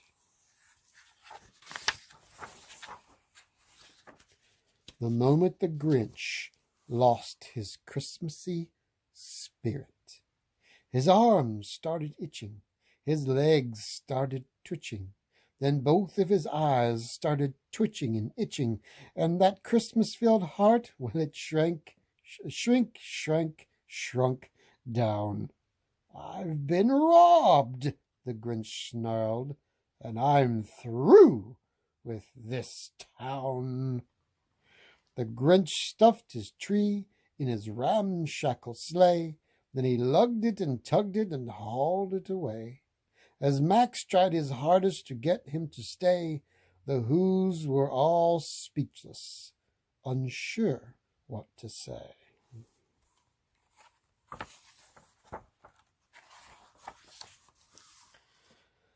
The Grinch climbed and climbed as his heart grew more frozen, while back at the contest a winner was chosen. Today, on the merriest day in the land, the mayor declared with his hoo horn in hand, I give you our winner. She's not more than 3. It's Cindy Lou Who has made the best tree. The Who girl had asked every Who there that day to make her an ornament she could display. To celebrate Whoville and everyone in it, she'd entered the contest not thinking she'd win it.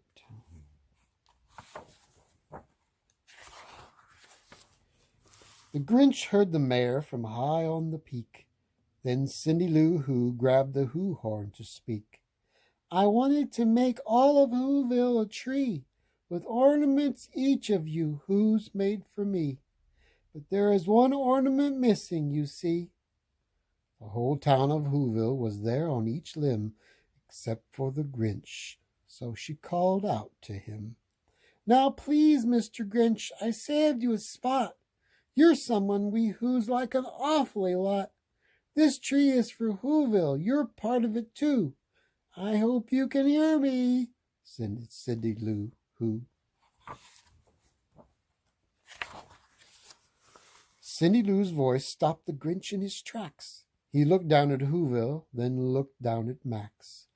I thought, the Grinch puzzled, a prize-winning tree would prove to the Who's what today means to me, and show them for certain I truly belong.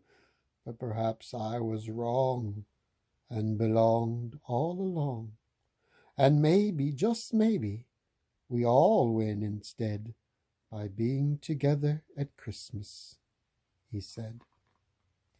And there on Mount Crumpet, if you had been near it, you would have been able to see it and hear it. The moment his heart grew a few sizes more, to more than his heart had grown ever before.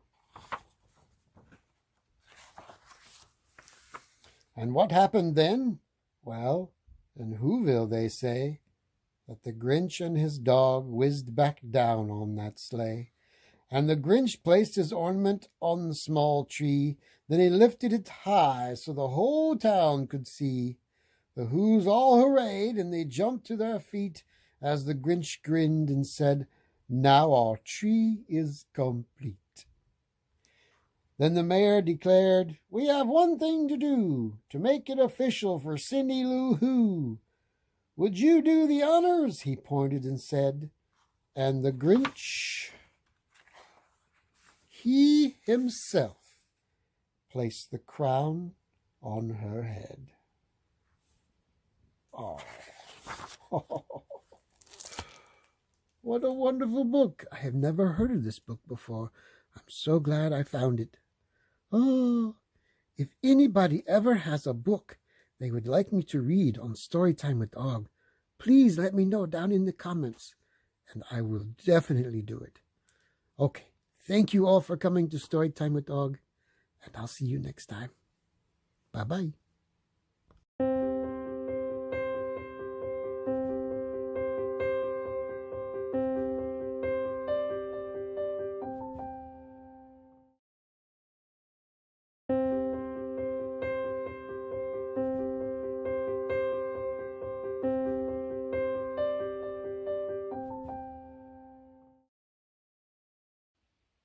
Ho, ho, ho.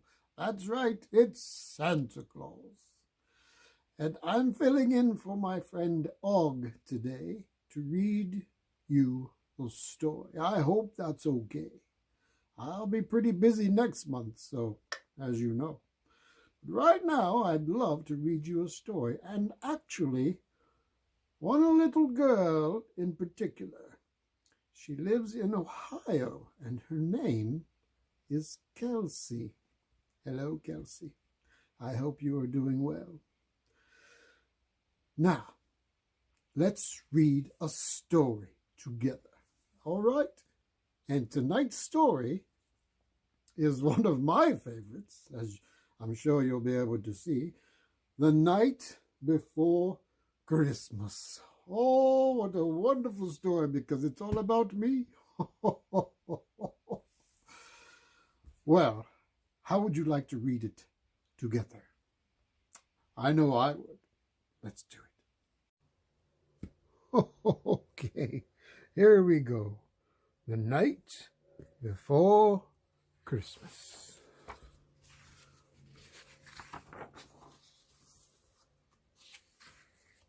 By Clement C. Moore and illustrated by Christian Birmingham.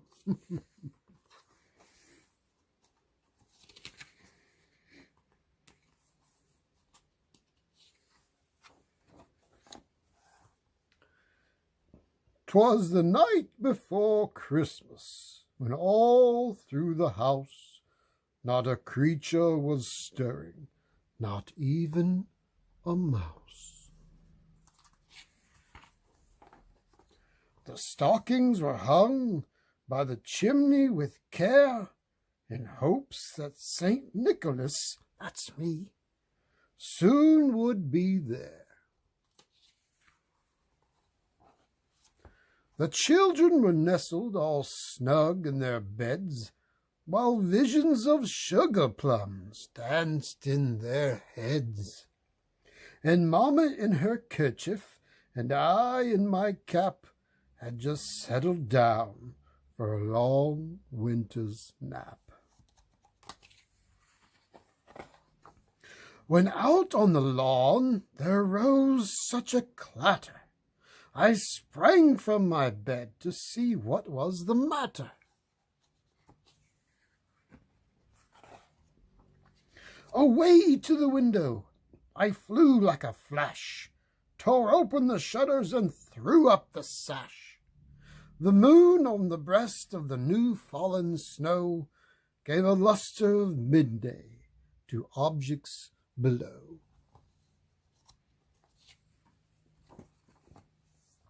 When what to my wondering eyes should appear but a miniature sleigh and 8 tiny reindeer. Oh, I love my reindeer. With a little old driver, that's me again, so lively and quick, I knew in a moment it must be Saint Nick. Hey, there I am on the page. That's a long time ago, though. More rapid than eagles his coursers they came, and he whistled and shouted and called them by name. Now Dasher, now Dancer, now Prancer and Vixen, on Comet, on Cupid, on Donder and Blitzen. Whoosh! To the top of the porch, to the top of the wall, now dash away, dash away, dash away all. As dry leaves before the wild hurricane fly, when they meet with an obstacle, mount to the sky. So up to the housetop the coursers they flew, with sleigh full of toys, and St. Nicholas too. And then in a twinkling I heard on the roof the prancing and pawing of each little hoof. I tell them to be quiet, but you know. As I drew in my head and was turning around, down the chimney St. Nicholas came with a bound. Sometimes it's hard to get into the chimneys, but I find a way. It's all right. He was dressed all in fur from his head to his foot, and his clothes were all tarnished with ashes and soot.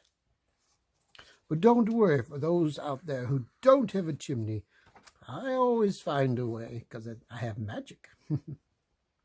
A bundle of toys he had flung on his back, and he looked like a peddler just opening his pack.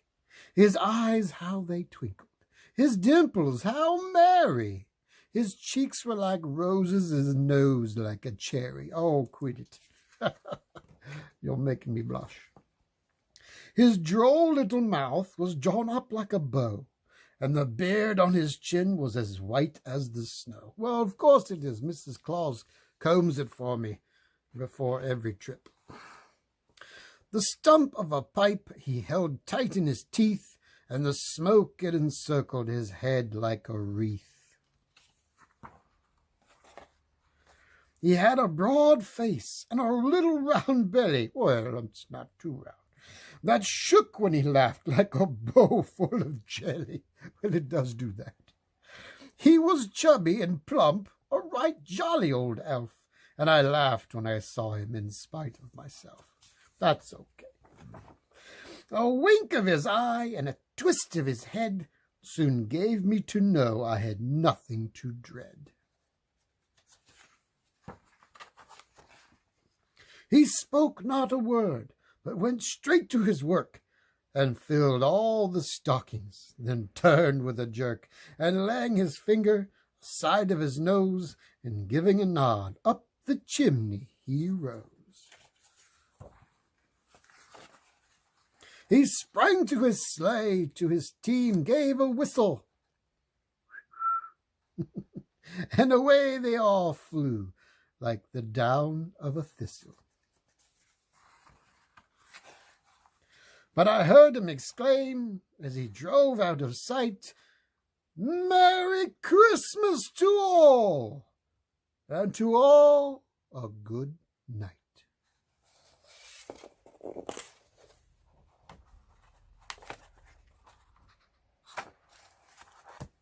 And Merry Christmas to all. Oh, that was a pretty good story, wouldn't you agree? Well, I hope you all have a very Merry Christmas and a Happy New Year. And especially you, Kelsey, in Ohio. You're on my nice list. You've been a very good girl this year. And you may be feeling a little down now. But don't worry. Things will get better. Merry Christmas, Happy New Year, and all the love I have for you.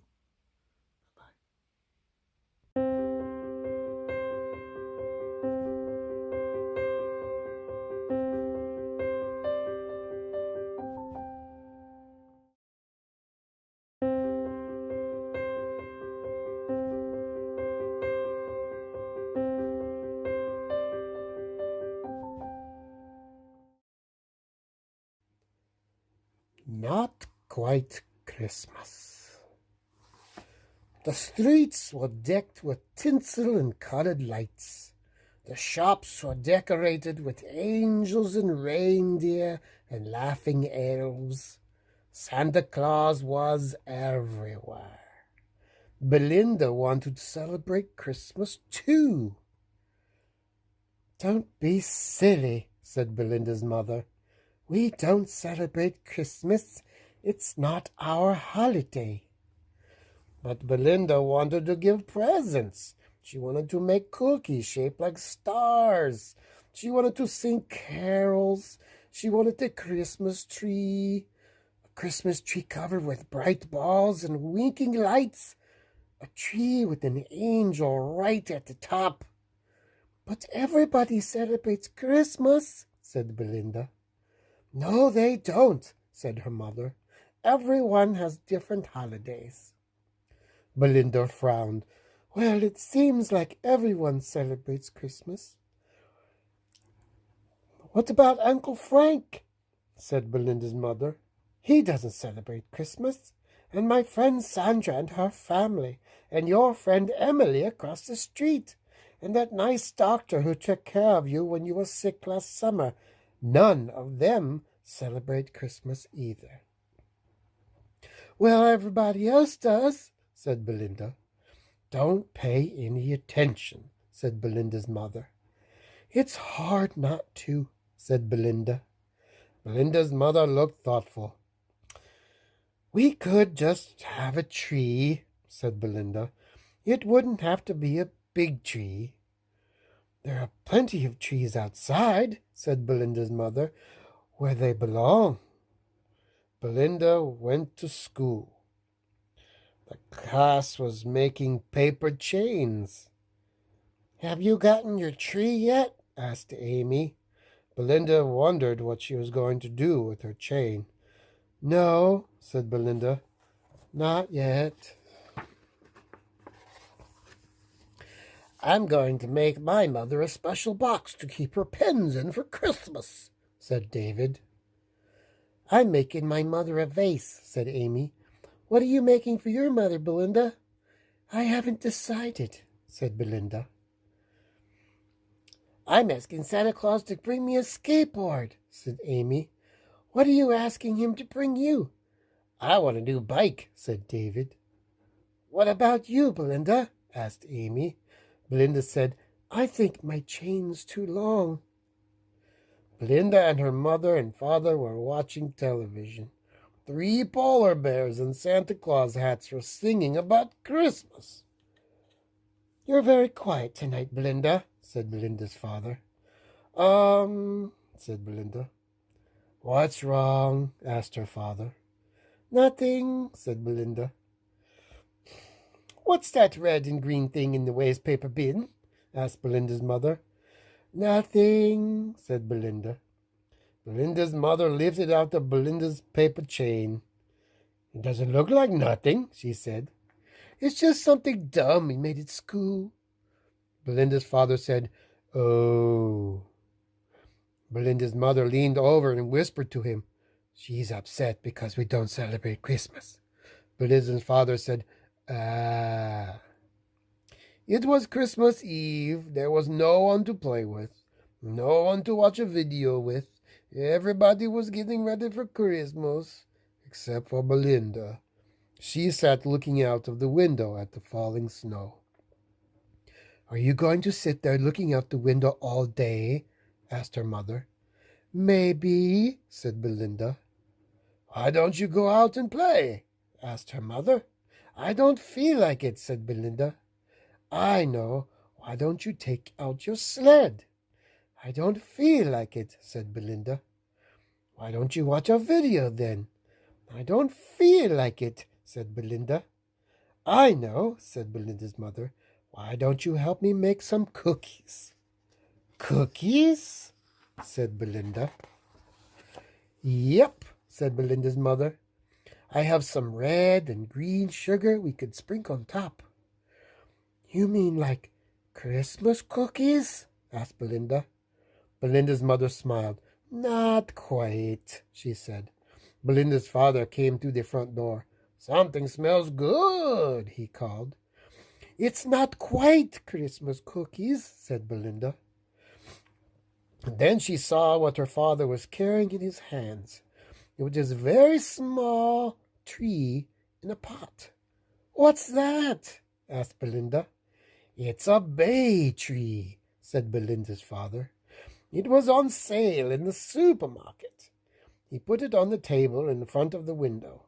I thought it would look pretty with your paper chain on it. Oh, and you know what? Said Belinda's mother. I think I have some bows that would look nice on it as well. How about hanging a cookie or two on it? Asked Belinda's father. That would brighten it up. Belinda looked at her mother, then Belinda looked at her father.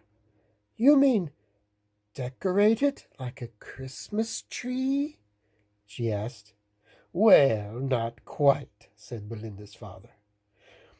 It was Christmas Day. Belinda's father was sitting in the living room looking at the not-quite Christmas tree. You know, he said, it looks very pretty, especially with your chain. It's a shame there isn't anyone else to see it. You know, said Belinda's mother, that's almost exactly what I was thinking. We have all those delicious cookies Belinda and I made, and no one to help us eat them. I have an idea, said Belinda's father. Why don't we invite some friends over to share them with us? Because everybody's busy celebrating Christmas today, said Belinda glumly. Not everybody, said Belinda's mother. There's Uncle Frank and Sandra and her family, and Emily and her family, and that nice doctor who took care of you when you were sick last summer. Belinda was having a wonderful time. The living room was full of people. They were all eating cookies and drinking punch and playing games. The doctor had taken care of Belinda when she was sick last summer, was telling jokes. Everyone was laughing. "And look what I found in the attic," said Belinda's mother, hurrying into the room. "A string of lights from Belinda's birthday." "Perfect," said Belinda's father. "We can put them on the tree." Everyone stood in a circle to watch. "Isn't it beautiful?" everyone cried when the lights went on. "Oh, isn't this a lovely party?" said Emily. "It's the best party I've ever been to," said Sandra. "Me too," said the doctor. "Why, it's almost like a Christmas party," smiled Uncle Frank. "Oh, no, Uncle Frank," said Belinda. "Not quite. Not quite Christmas."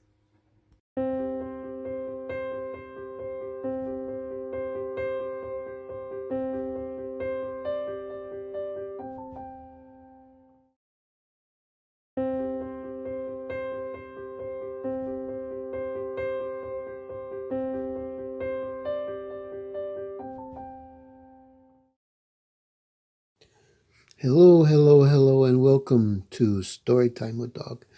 Today's book is called Turkey Claus by Wendy Silvano, illustrated by Lee Harper.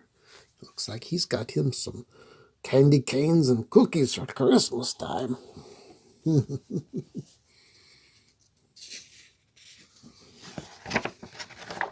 Turkey Claus. Oh, look at that. Sending letter to Santa. He made him a turkey snowman.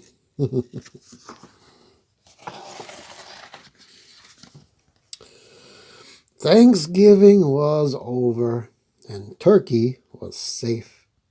But then he overheard Farmer Jake and his wife Edna talking about what to have for Christmas dinner.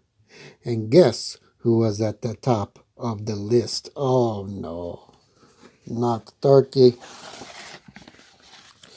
"I do love a nice turkey dinner," said Edna. Oh my goodness. "Oh no," thought Turkey, "not again." But Turkey had an idea. The children had mailed their Christmas wishes to Santa Claus. Maybe Turkey could ask Santa for a Christmas wish, too. A wish that he would not be eaten for Christmas dinner. But it was too late to mail his wish to Santa. Turkey would have to go see Santa himself. Oh, I bet that's a long trip to the North Pole.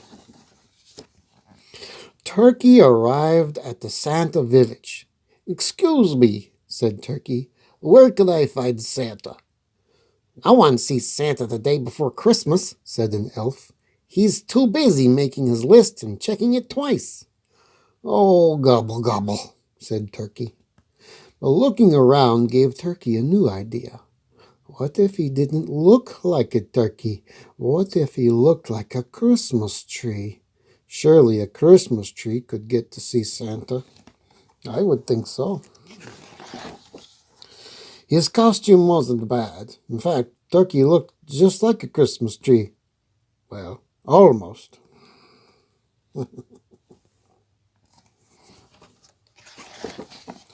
"Ho, ho, hold it!" cried the elf. "No turkeys in Santa's village. You have to go back to the farm." "How did you know it was me?" asked Turkey. "Trees don't have legs," said the elf. "Oh, gobble, gobble," groaned Turkey. Turkey looked around again. "I've got it," he thought. "Surely a reindeer could get to see Santa." His costume wasn't bad. In fact, Turkey looked just like a reindeer. Almost. "Halt your hooves!" cried the elf.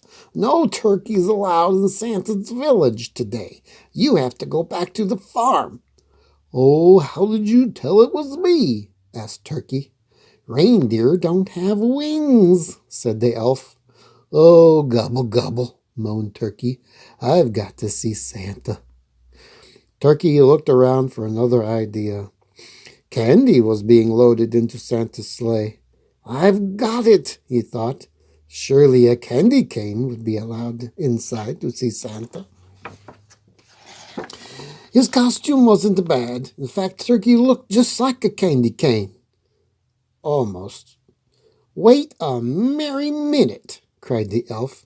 "Turkeys are not candy. You have to go back to the farm." "How could you tell it was me?" asked Turkey. "Candy canes don't have beaks," said the elf.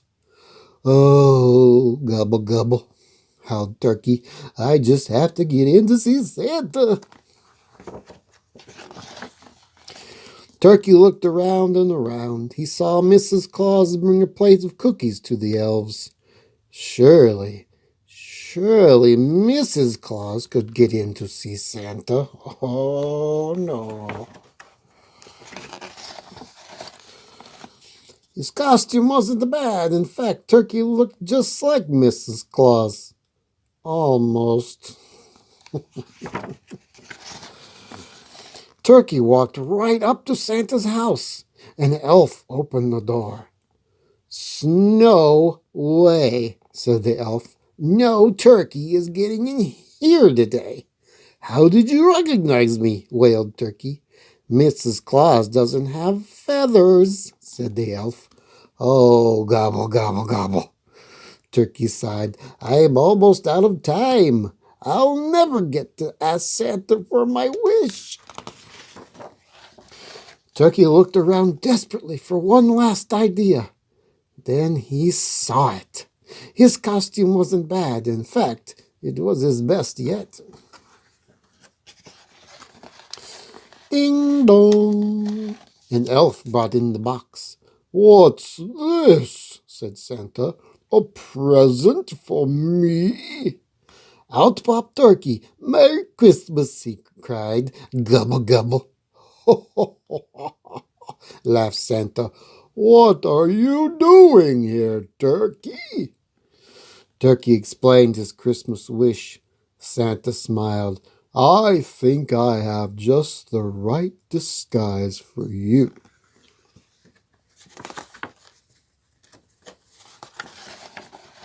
And he did. Gobbler's pizza and cookies. Looks like he dressed up as Santa Claus. And he delivered all the stuff to the animals in the farm. It was Turkey's best Christmas ever. Gobbler's pizza. Pizza on earth. Love Turkey. Gobble, gobble, gobble. What a cute little book. I like that one a lot. I hope you did too. Make sure you get your letters in before Christmas time. Send them to Santa Claus. He's waiting for them. All right, I'll see you next time. Bye-bye.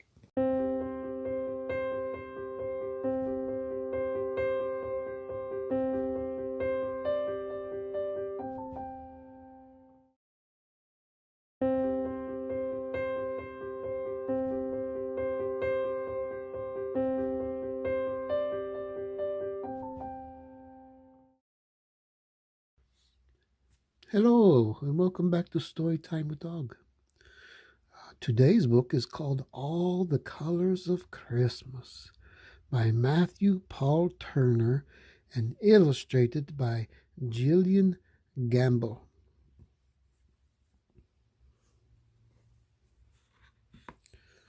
All the Colors of Christmas. Christmas is red.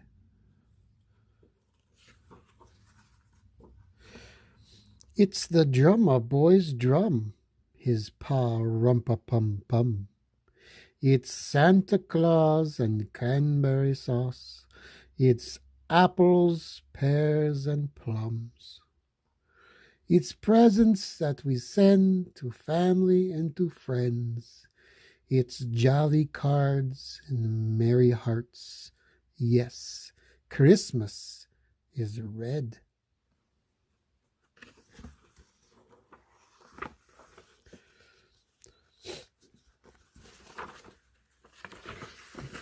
Christmas is green. It's an evergreen scene. It's holly sprigs and mistletoe twigs. It's emerald lights agleam. It's garland on rails and pine needled trails. It's winter boots and funny elf suits.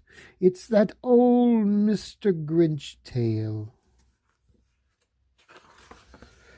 It's Granny Smith pies and plaid bow ties. It's fresh potpourri that smells Christmassy. It's stockings hung high. It's tinsel on trees and grass iced by freeze. It's Christmas tree balls and artwork on the walls. Yes, Christmas is green.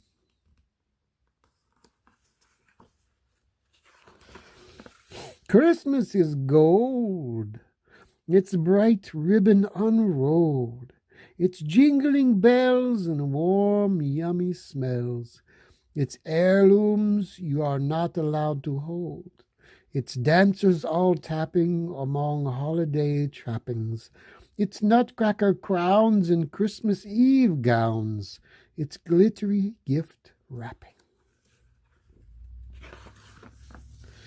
It's a big turkey roast and walnuts you toast. It's crackling fires and glorious choirs. It's an ornament you love most. It's kids shouting, "Behold!" wearing halos and robes.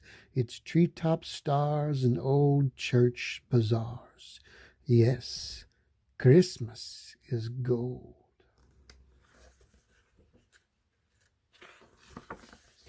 Christmas is blue. It's a winter sky's hue. It's flannel sheets and shaped cookie treats. It's a lake frozen through. It's big puffy coats and huge parade floats. It's juniper trees and blue spruce wreaths. It's writing Santa notes. It's a sweater Mama knit, stretched yet still fits. It's turquoise lights in the darkest of nights. It's a snowman's outfit. It's memories old and new of loved ones gone too soon. It's an Elvis song and nights growing long. Yes, Christmas is blue. Christmas is white. It's warm candlelight. It's mountain tops and small fancy shops. It's turtle doves in flight.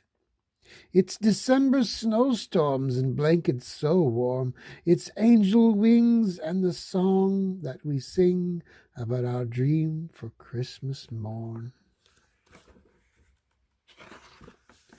It's sleigh rides through snow and tea lights that glow.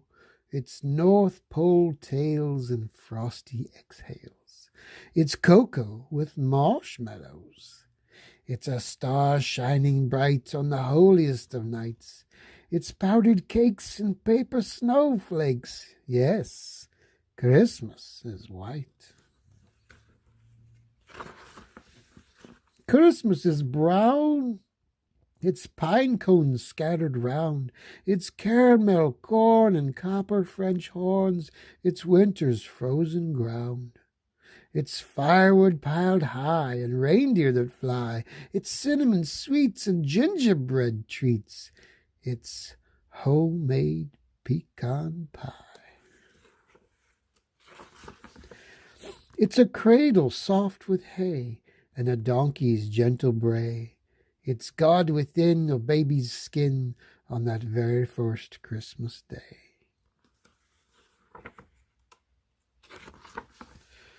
It's shepherds kneeling down and wise ones gathered round. It's Mary's sigh and Jesus' cry. Yes, Christmas is brown.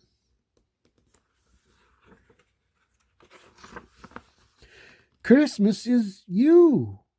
It's your own unique hue. It's your wondrous gleam and your bedtime dreams. You color each Christmas anew. It's your tinsel and flair and the gifts that you share. It's your jingling smile and your fa-la-la style. It's how you love and you care. It's the songs that you sing and the light that you bring. It's your heartfelt compassion and your hope put in action. It's your thrill for the little things. It's your love for what's true. It's the good that you do. You're a part of the story, the joy and the glory. Yes, Christmas is you.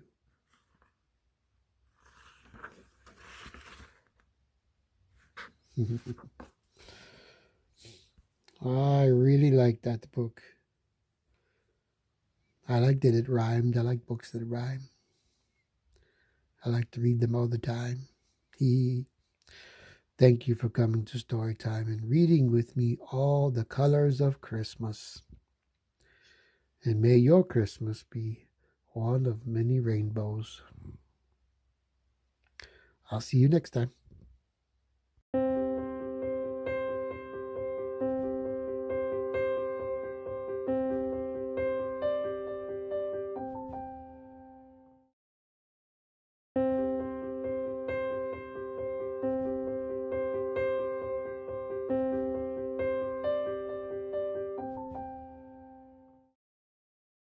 Hello, hello, hello.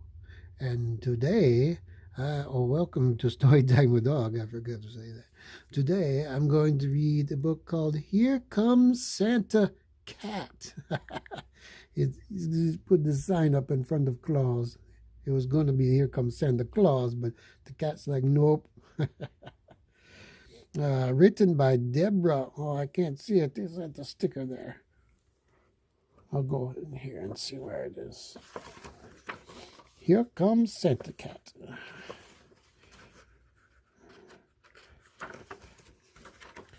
Oh, there's lots of pages.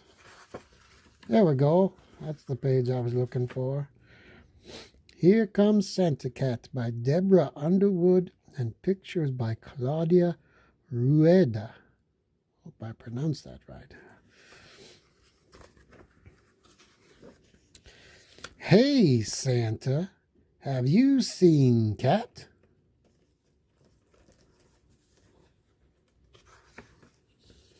Cat, I didn't even recognize you. Why are you dressed like Santa? So you can give yourself a present? Oh, Cat, Santa will bring you a present, won't he? No?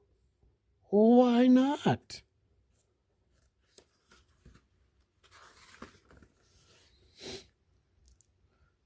Oh, you've been naughty. I see your problem. A lot of naughty and a little bit of nice. But are you sure you want to be Santa? Santa has to climb down chimneys. Can you do that? Uh-oh. Well, maybe you'll get the hang of it. But Cat, Santa has magic reindeer. How will you fly? A jetpack? Do you even know how to use a whoosh? Whoosh! Whoa! I'm gonna crash! Ouch! Cat, this is silly. Besides, Santa doesn't give gifts to himself. He gives them to other people. Well, I'm sorry, but that's just the way it is. Instead of being Santa, why don't you just try to be nice?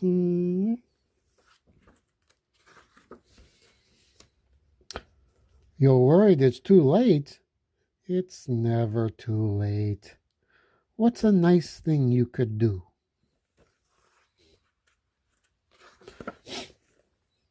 Go Christmas caroling? Great! Meow, meow, meow. Cat? Maybe something else. You're going to give presents to children? Well, that's wonderful.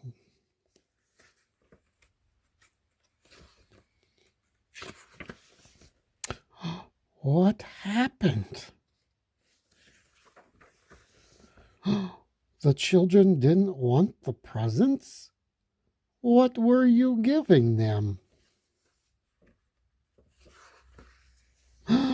Oh, any other ideas? Maybe ones that don't involve fish? Yes, it would be very nice if you helped decorate the tree in the town square. Good going, Cat. Have fun. There he goes. Crash. Oh no, what did Cat do? Wow. Looks like Cat's got himself all tied up. Oh, Cat. I'm sure Santa is glad you tried.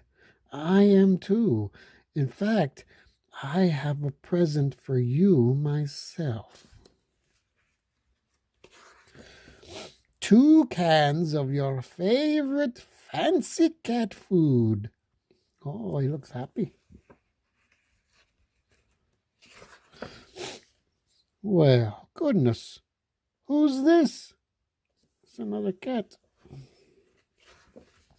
Meow. Oh, the little baby cat. I wonder what that poor kitten wants, Cat. What do you think he wants? I think I know. Any ideas?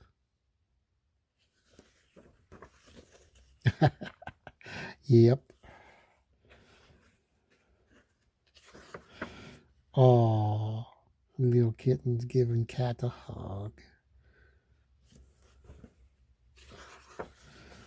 Cat, do you realize what just happened? You did something nice.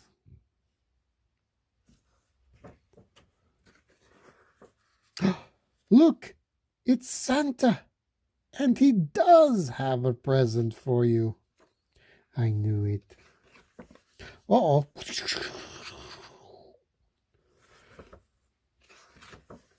Wow. An official Santa's helper suit. Oh, that's fantastic. Cat, where are you going? You have a present for Santa?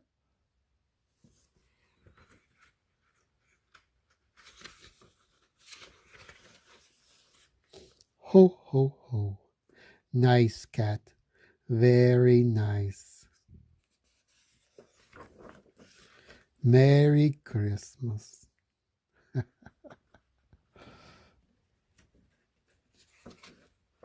The end. That was a very cute book. Here comes Santa Cat. Oh, well, thank you for coming to Storytime. And you know what? I'm going to go do something nice right now because, I would like a present for Christmas too. And I haven't been very nice. So I need to be more nice before Christmas. Oh no. Okay. I'll see you later on Storytime with Dog. Bye-bye.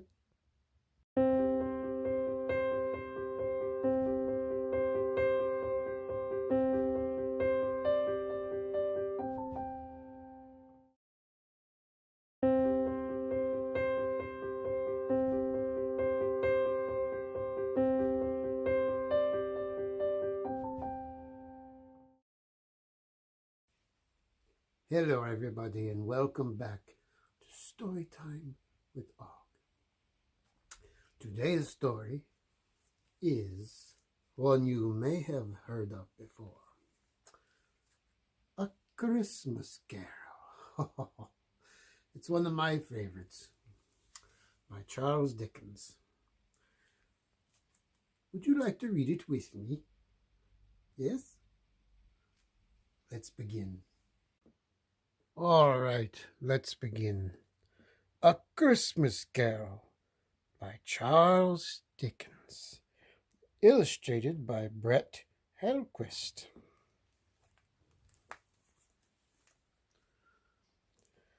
Marley was dead. There was no doubt whatever that old Marley was dead as a doornail.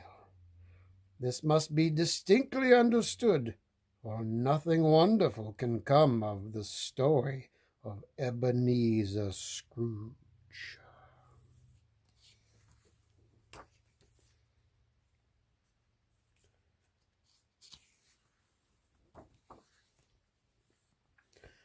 Once upon a time, of all the good days in the year, on Christmas Eve, old Scrooge was at work in his counting house when his nephew Fred came in. "A Merry Christmas, Uncle!" "Bah!" said Scrooge. "Humbug!" He was a scraping old sinner, Scrooge was, hard and sharp as flint. "If I could work my will, every idiot who goes about with Merry Christmas on his lips would be boiled and buried with a stake of holly." "Uncle," pleaded Fred, "you don't mean that. Come dine with us tomorrow." "Humbug!" said Scrooge. Then he waved his nephew out the door. At day's end, Scrooge's clerk, Bob Cratchit, snuffed the candle out and put on his hat to go. "You'll want all day off tomorrow, I suppose," Scrooge grumbled. "Christmas! A poor excuse for picking a man's pocket every 25th of December." Scrooge walked out after him with a growl. When Scrooge arrived home, however, something strange happened. As he put his key in the lock, he saw in the knocker not a knocker, but the face of his dead partner, Jacob Marley. "Humbug!" said Scrooge. All at once, it was a knocker again. Quite satisfied, he closed the door and locked himself in. Scrooge had dressed for bed and settled in before the fire when he was startled by a clanking noise, as if someone were dragging a heavy chain in the cellar. Then he heard the noise much louder, on the floors below. Then coming up the stairs, then coming closer still, a figure came on through the heavy door. "Who are you?" trembled Scrooge. "Ask me who I was." "Who were you then?" "In life I was your partner, Jacob Marley." "Humbug, I tell you! Humbug!" At this the spirit raised a frightful cry. "Hear me!" bellowed the ghost. "I wear the chains of greed I forged in life. I am here to warn you that you have yet a chance and hope of escaping my fate. You will be haunted tonight by 3 spirits."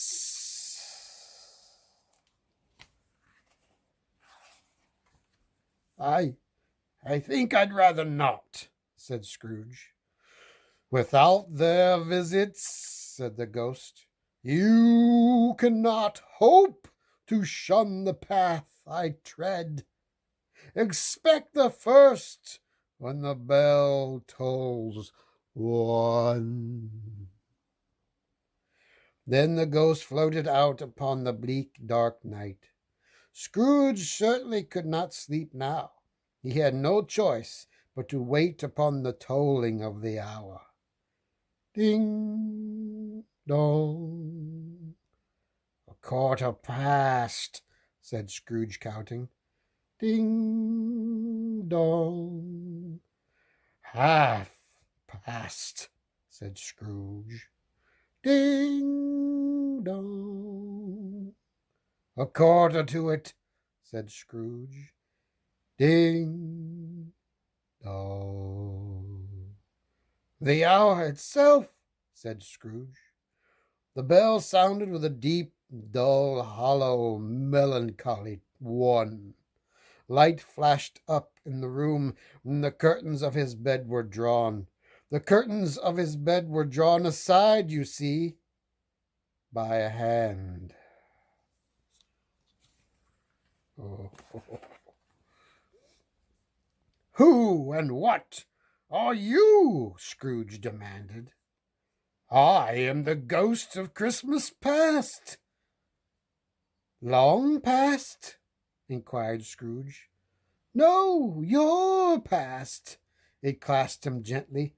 "Rise and walk with me." Scrooge was helpless as together they passed through the wall. Scrooge saw that they now stood upon an open country road.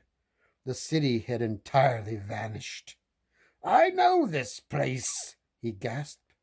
"I was a boy here."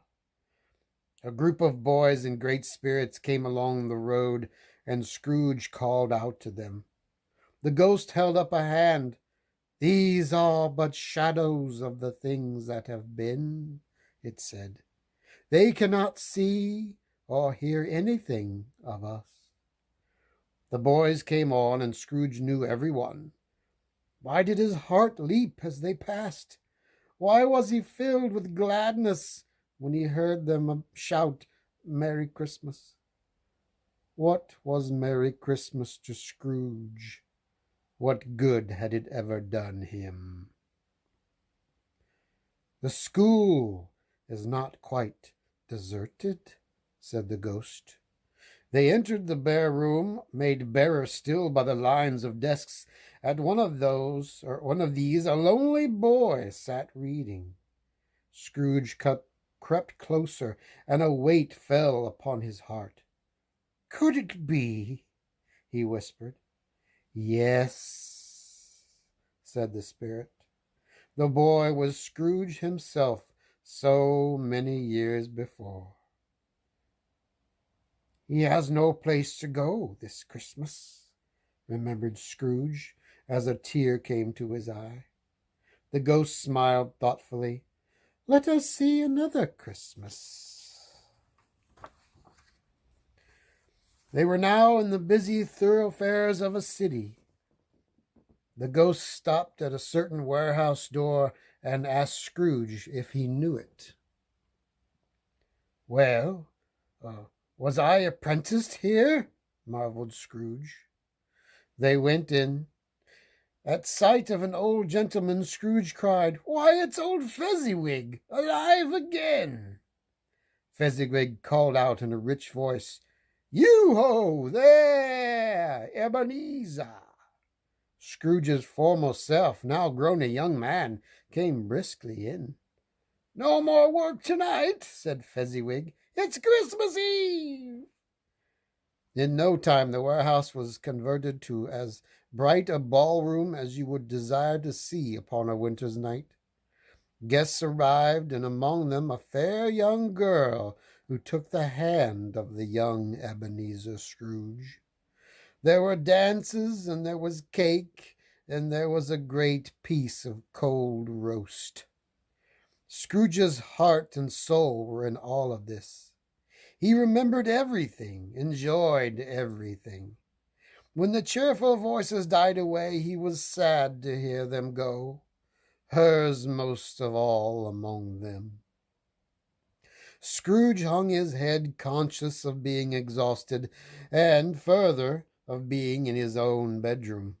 The ghost had vanished. Scrooge barely had time to fall into bed before he sank into a sleep as heavy as his heart. Awakening in the middle of a snore, Scrooge did not need to be told that the bell was again upon the stroke of the hour. A strange voice called his name. "Know me better, man," exclaimed the ghost. "I am the ghost of Christmas present. You have never seen the like of me before." "Never," Scrooge made answer. "Touch my robe." Scrooge did as he was told, and held it fast. They stood in the city streets on Christmas morning. The people who were shoveling away on the housetops were full of glee, calling out to one another and exchanging snowballs. The ghost led Scrooge straight to his clerk, Bob Cratchit's house. There was nothing of high mark in the Cratchits' Christmas dinner. They were a poor family, and Tiny Tim could not walk without his crutch. But they were happy, grateful, pleased with one another, and contented with the time. Bob Cratchit said he didn't believe there ever was such a tender goose as the one his wife had cooked, and his voice trembled when he said that Tiny Tim was growing strong and hearty. Then Bob proposed, "A Merry Christmas to us all, my dears. God bless us." "God bless us, every one," said Tiny Tim, the last of all. "Spirit," said Scrooge, "tell me if Tiny Tim will live." "I see an empty seat," replied the ghost, "and a crutch without an owner." "No, no," said Scrooge. "Oh, no, kind spirit, say he will be spared." But the ghost did not respond. It was a great surprise to hear a hearty laugh at that moment. It was an even greater surprise for Scrooge to recognize it as his nephew's, and to find himself in his living room. "He said that Christmas was a humbug," cried Scrooge's nephew. "He's a comical old fellow." "I'm sure he's very rich," hinted Scrooge's niece. "What of that, my dear?" said Scrooge's nephew. "His wealth is of no use to him. He doesn't do any good with it. He doesn't make himself comfortable with it. He hasn't the satisfaction of thinking that he is ever going to give us any of it." Scrooge cast his eyes upon the ground, but he raised them speedily on hearing what his nephew spoke next. "Merry Christmas and a Happy New Year to the old man, wherever he is. He wouldn't take it from me, but he may have it nevertheless. Uncle Scrooge." "Uncle Scrooge!" they cried. "And a Merry Christmas to you, my darlings," Scrooge responded gratefully, forgetting that his voice made no sound in their ears. Soon they began playing games, for it is a good to be children sometimes, and never better at Christmas. Scrooge begged like a boy to be allowed to stay. 1 half-hour, spirit. Only one. But the ghost was gone. The chimes were ringing. Scrooge remembered the prediction of old Jacob Marley, and beheld a solemn phantom, draped and hooded, coming like a mist along the ground toward him. "I am in the presence Of the ghosts of Christmas yet to come? Said Scrooge. The spirit answered not, but pointed onward with its hand. Although he was used to ghostly company by this time, Scrooge feared the silent shape, and he found that he could barely stand to follow it. "Will you not speak to me?" It gave him no reply.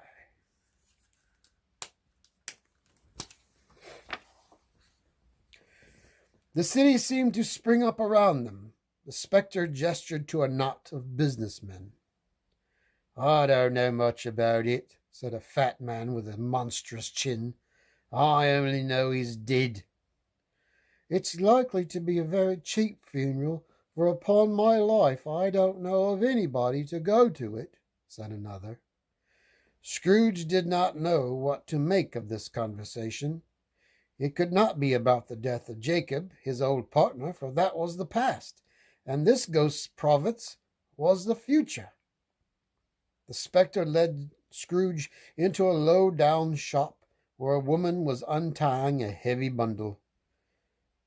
"Bed curtains," said the shopkeeper. "You don't mean to say you took 'em down, rings and all, with him lying there dead?" "Yes, I do," replied the woman. "If he wanted to keep him after he was dead, he'd have had somebody looking after him, instead of gasping out his last there alone by himself."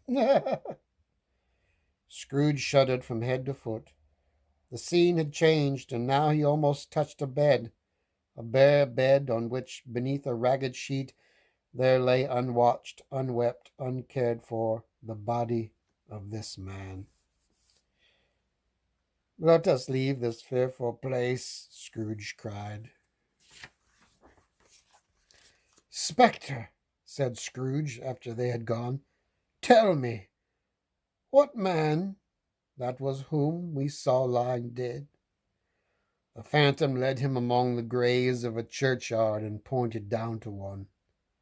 "Answer me one question first," said Scrooge. "Are these the shadows of the things that will be, or are they the shadows of what might be only?" Still the ghost pointed, as immovable as ever.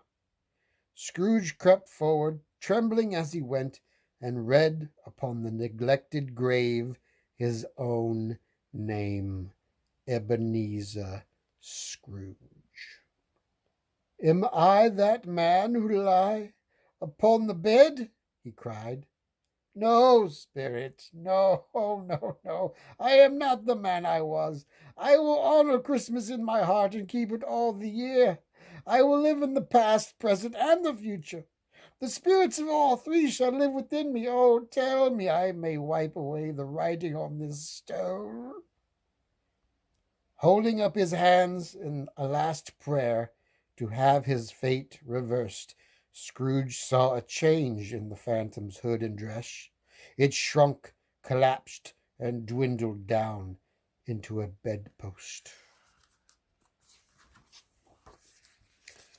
Yes, and the bedpost was his own, the bed was his own, the room was his own.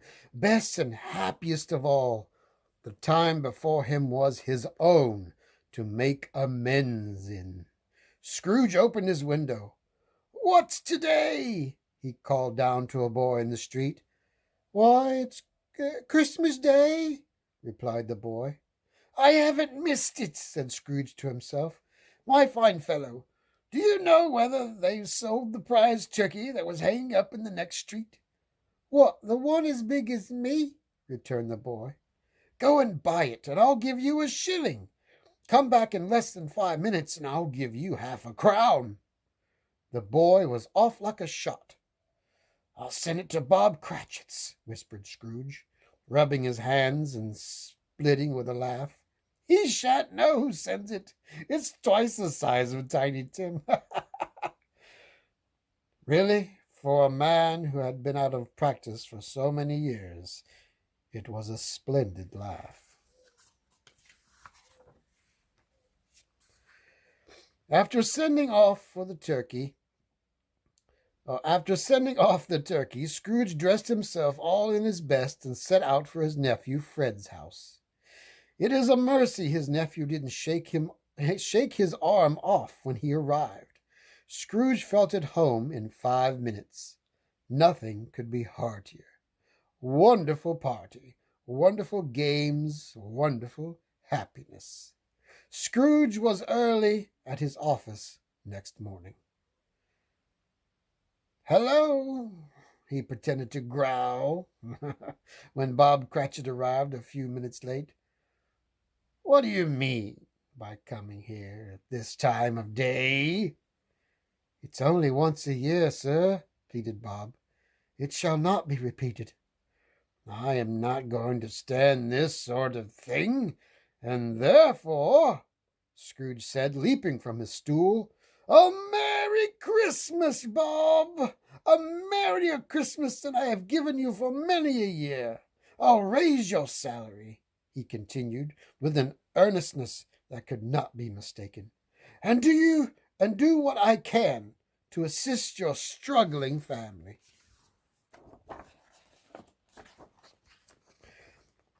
Scrooge was better than his word. He did it all, and infinitely more. And to Tiny Tim, who did not die, he was a second father. He became as good a friend, as good a master, and as good a man as the good old city knew. And it was always said of him that he knew how to keep Christmas as well as anyone alive. May that be truly said of us, and all of us. And so, as Tiny Tim observed, God bless us, everyone.